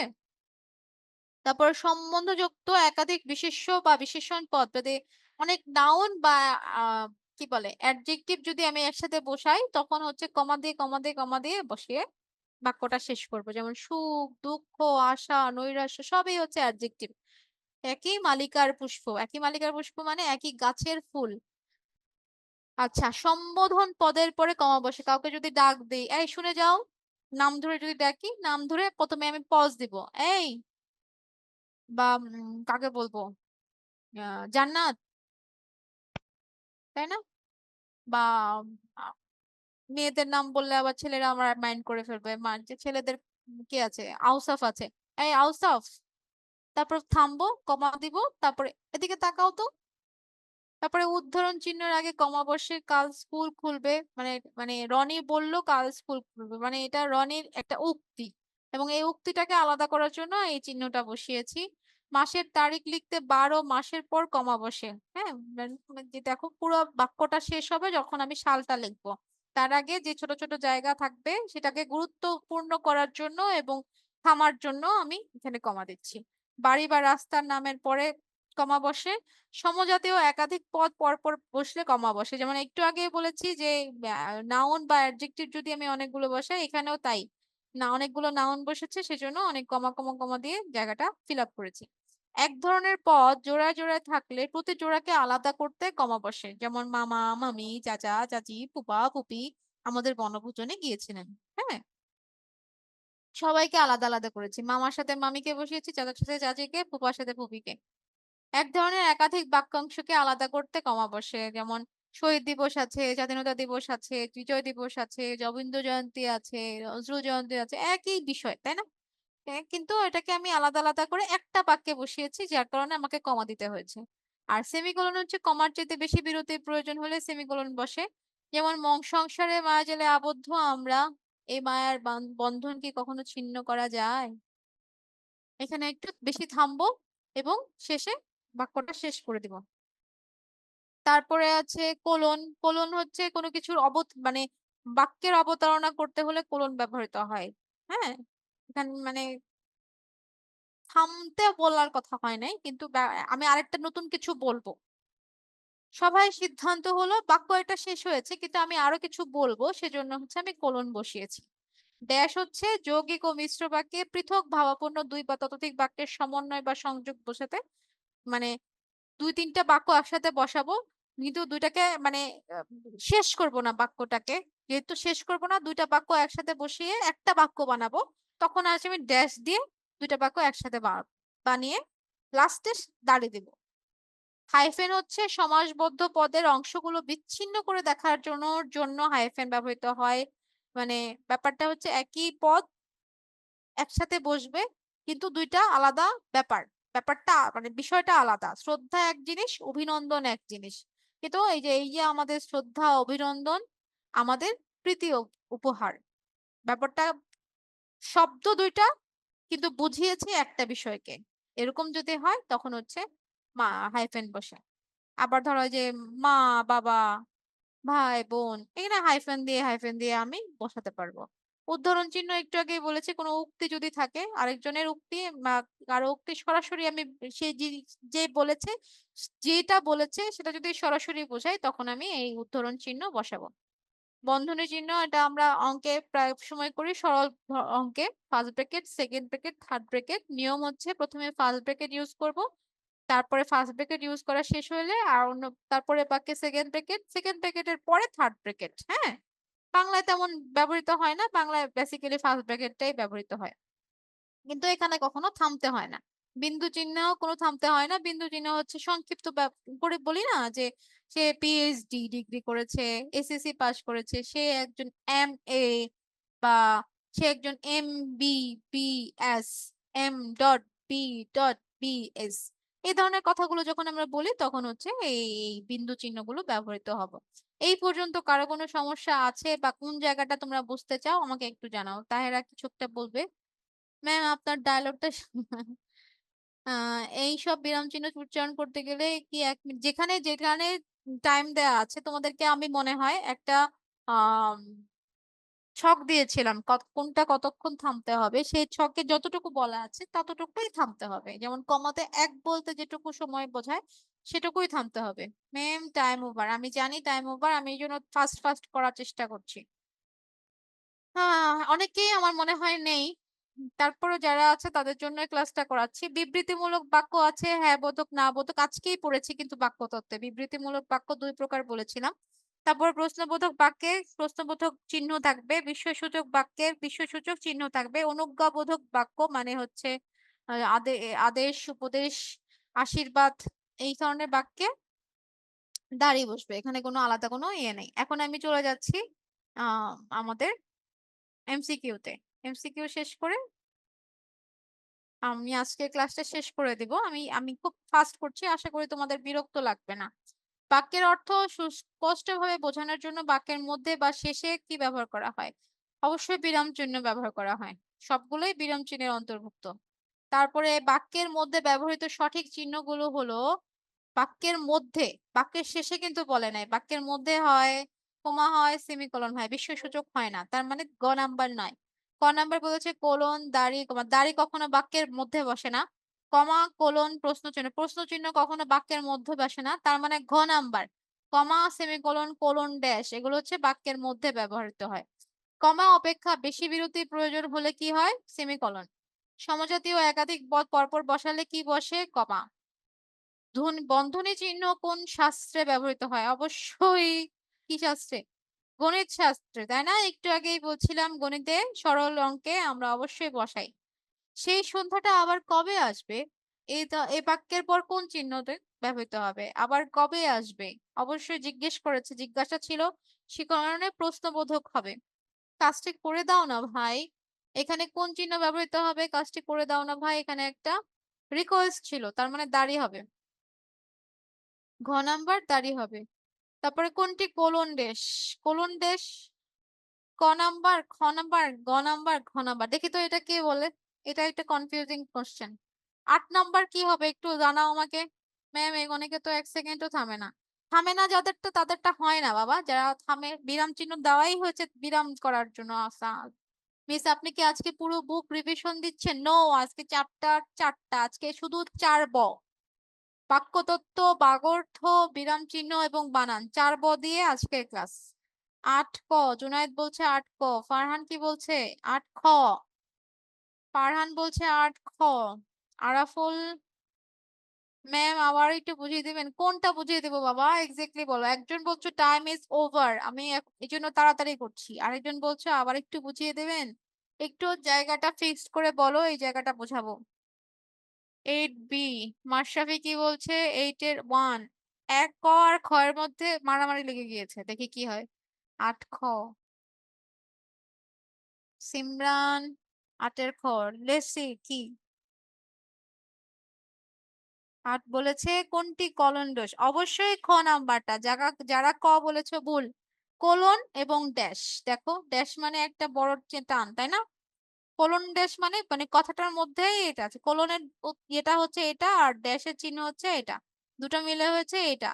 তার মানে 8 এর সঠিক উত্তর হচ্ছে, 8 এর সঠিক উত্তর হচ্ছে খ। সম্বোধন পদের পরে কোন যুক্তি চিহ্ন বসে? অবশ্যই কমা। সংযোজক অব্যয় দিয়ে কয়েকটি পদ এক বাক্যে ব্যবহৃত হলে কোনটি বসে? সংযোজক অব্যয় দিয়ে কয়েকটি পদ বসালে অবশ্যই কমা। তারিখ লিখতে কোন চিহ্ন বসে? তারিখ লিখতে কমা বসে। বাক্যে পরিসমাপ্তি বোঝাতে কোন চিহ্ন ব্যবহৃত হয়? দাড়ি, পূর্ণচ্ছেদ, বিস্ময়সূচক চিহ্ন, গ নাম্বার। বাংলা ভাষার জ্যোতি বা ছেদ চিহ্ন কয়টি? কয়টি বলো তো? 14 নাম্বারটা বলো, 14 নাম্বারটা বলো। এত ইজি কোশ্চেন। বাক্যের শেষে কোন 3টি বিরাম শেষে কি 3টা ব্যবহৃত হয়? দাড়ি, দাড়ি, প্রশ্ন চিহ্ন, বিস্ময় চিহ্ন, তার মানে গ নাম্বার। কোন জ্যোতির্চিহ্নের জন্য সবচেয়ে বেশি সময় থামতে হয়? 14 নাম্বার আর 16 নাম্বার বলো দেখি, খুবই সোজা। 14 নাম্বার আর 16 নাম্বার। হ্যাঁ, 8 এর খ বলেছি। 14 নাম্বার আর 16 নাম্বার একটু বলো। আমার হয়েছে, আচ্ছা। 14 নাম্বার আর 16 নাম্বারটা একটু বলো। ফারহান বলছে 14 ক। আর কেউ? আর 16 গ। ফারহান বলেছে 14 ক এবং 16 ঘ, 16 গ। আর কেউ কিছু বলছে না। মাশরাফি কি বলছে? ম্যাম, তারিখ লিখতে তো কোলন ইউজ করা হয়। না, কোলন ইউজ করা হয় না, তারিখ লিখতে কমা। একটু দেখো, কমাতে লেখা আছে। জুনায়েদ 14 ক। বাকিরা মনে হয় চলে গিয়েছে। 14 বাংলা ভাষার জ্যোতির্চিহ্ন চিহ্ন কয়টি? 9টি কি? না, 9টি না তো, 12টি। 16 হচ্ছে কোন জ্যোতির্চিহ্নে সবচেয়ে বেশি সময় থামতে হয়? দাঁড়ি সেমিকোলন। কমার চাইতে বেশি সময় থামে। সেমিকোলন, সেমিকোলনের জন্য বেশি সময় থামতে হয়। হৃদয় আবেগ প্রকাশ করা যার মধ্য দিয়ে হয় তা হচ্ছে, হৃদয় আবেগ প্রকাশ করা যার মধ্য দিয়ে হয় তা হলো সবগুলোই। ঘ নাম্বার। 17 নাম্বার ঘ। বিশেষ ব্যাখ্যামূলক অর্থে সাহিত্যে ব্যবহৃত হয়। বিশেষ ব্যাখ্যামূলক অর্থে সাহিত্যে ব্যবহৃত হয় প্রথম বন্ধনী। বাংলায় অবশ্যই প্রথম বন্ধনী হয়, হ্যাঁ, বাংলায় বাকিগুলো তেমন ব্যবহৃত হয় না। শব্দের সংক্ষিপ্ত ব্যবহারের ক্ষেত্রে কোন চিহ্ন ব্যবহৃত হয়? সংক্ষিপ্ত ব্যবহারের ক্ষেত্রে বিন্দু। বিন্দু। এত নিচ তুমি, এরপরে কোন বিরাম চিহ্ন বসবে? 20 নাম্বার কি বলেছে দেখো। 20 নাম্বার কি হবে দেখি, লাস্ট। এটা আমি বলবো না। 20 নাম্বার 14 আর 16 বলে দিয়েছি। 14 আর 16 বলে দিয়েছি। 20 বলো। 20 20 কি অবস্থা? 20 কি হবে? 14 আর 16 বলে দিয়েছি। 20 বলো। 20 আওসাফ কোথায় ছিলে? 20 আওসাফ সি বলছে, কিন্তু কিসের সি বুঝতে পারছি না। ফারহান 20 কি? 20 গ। ফারহান বলছে 20 গ। এত নিচ তুমি না, কোশ্চেন করবে কেন? এখানে তো কোনো প্রশ্ন হচ্ছে না। দেখো আমার মানে বাক্যটা শুনে বলো। 20 হ্যাঁ, সিমরান ঠিক বলেছে। আমার বাক্যটা শুনে বলো, বাক্যটা শুনলেও বোঝা যায়। এত নিচ তুমি, তার মানে কি? আমি তোমাকে মানে অবাক হয়ে বলছি, তুমি এত নিচে নামলে কিভাবে, তাই না? বাকিরা আবিদা। হ্যাঁ, ঠিক আছে। 20 এ, 20 এ খুব সহজ ছিল। 20 সি হবে না, 20 এ হবে। বিস্ময়বোধক। এত নিচ তুমি। আরাফুল 20 এ। হ্যাঁ, 20 এ। এরই মধ্য দিয়ে শেষ হয়ে গেল আমাদের আজকে ক্লাস। আমি আশা করব সবাই বুঝতে পেরেছো। কারো কোনো যদি সমস্যা থেকে থাকে, আমি লাস্টের মিনিট সময় দিচ্ছি। কার কি সমস্যা আমাকে এক্স্যাক্টলি সমস্যার জায়গাটা উল্লেখ করে জানাও। কারো কি কোনো সমস্যা আছে? কারো কি কোনো সমস্যা আছে? কোথাও বোঝো না এমন কোনো জায়গা আছে? No problem. Farhan no problem, সমস্যা নাই। তার মানে সবাই বুঝতে পেরেছো। এর মধ্য দিয়ে আমরা একটা লম্বা ম্যারাথন ক্লাসের ইতি টানছি এবং এখানেই শেষ করে দিচ্ছি। তোমরা সবাই ভালো থেকো, সুস্থ থেকো। আগামী ক্লাসে আবার দেখা হবে। আসসালামু আলাইকুম। আল্লাহ হাফিজ।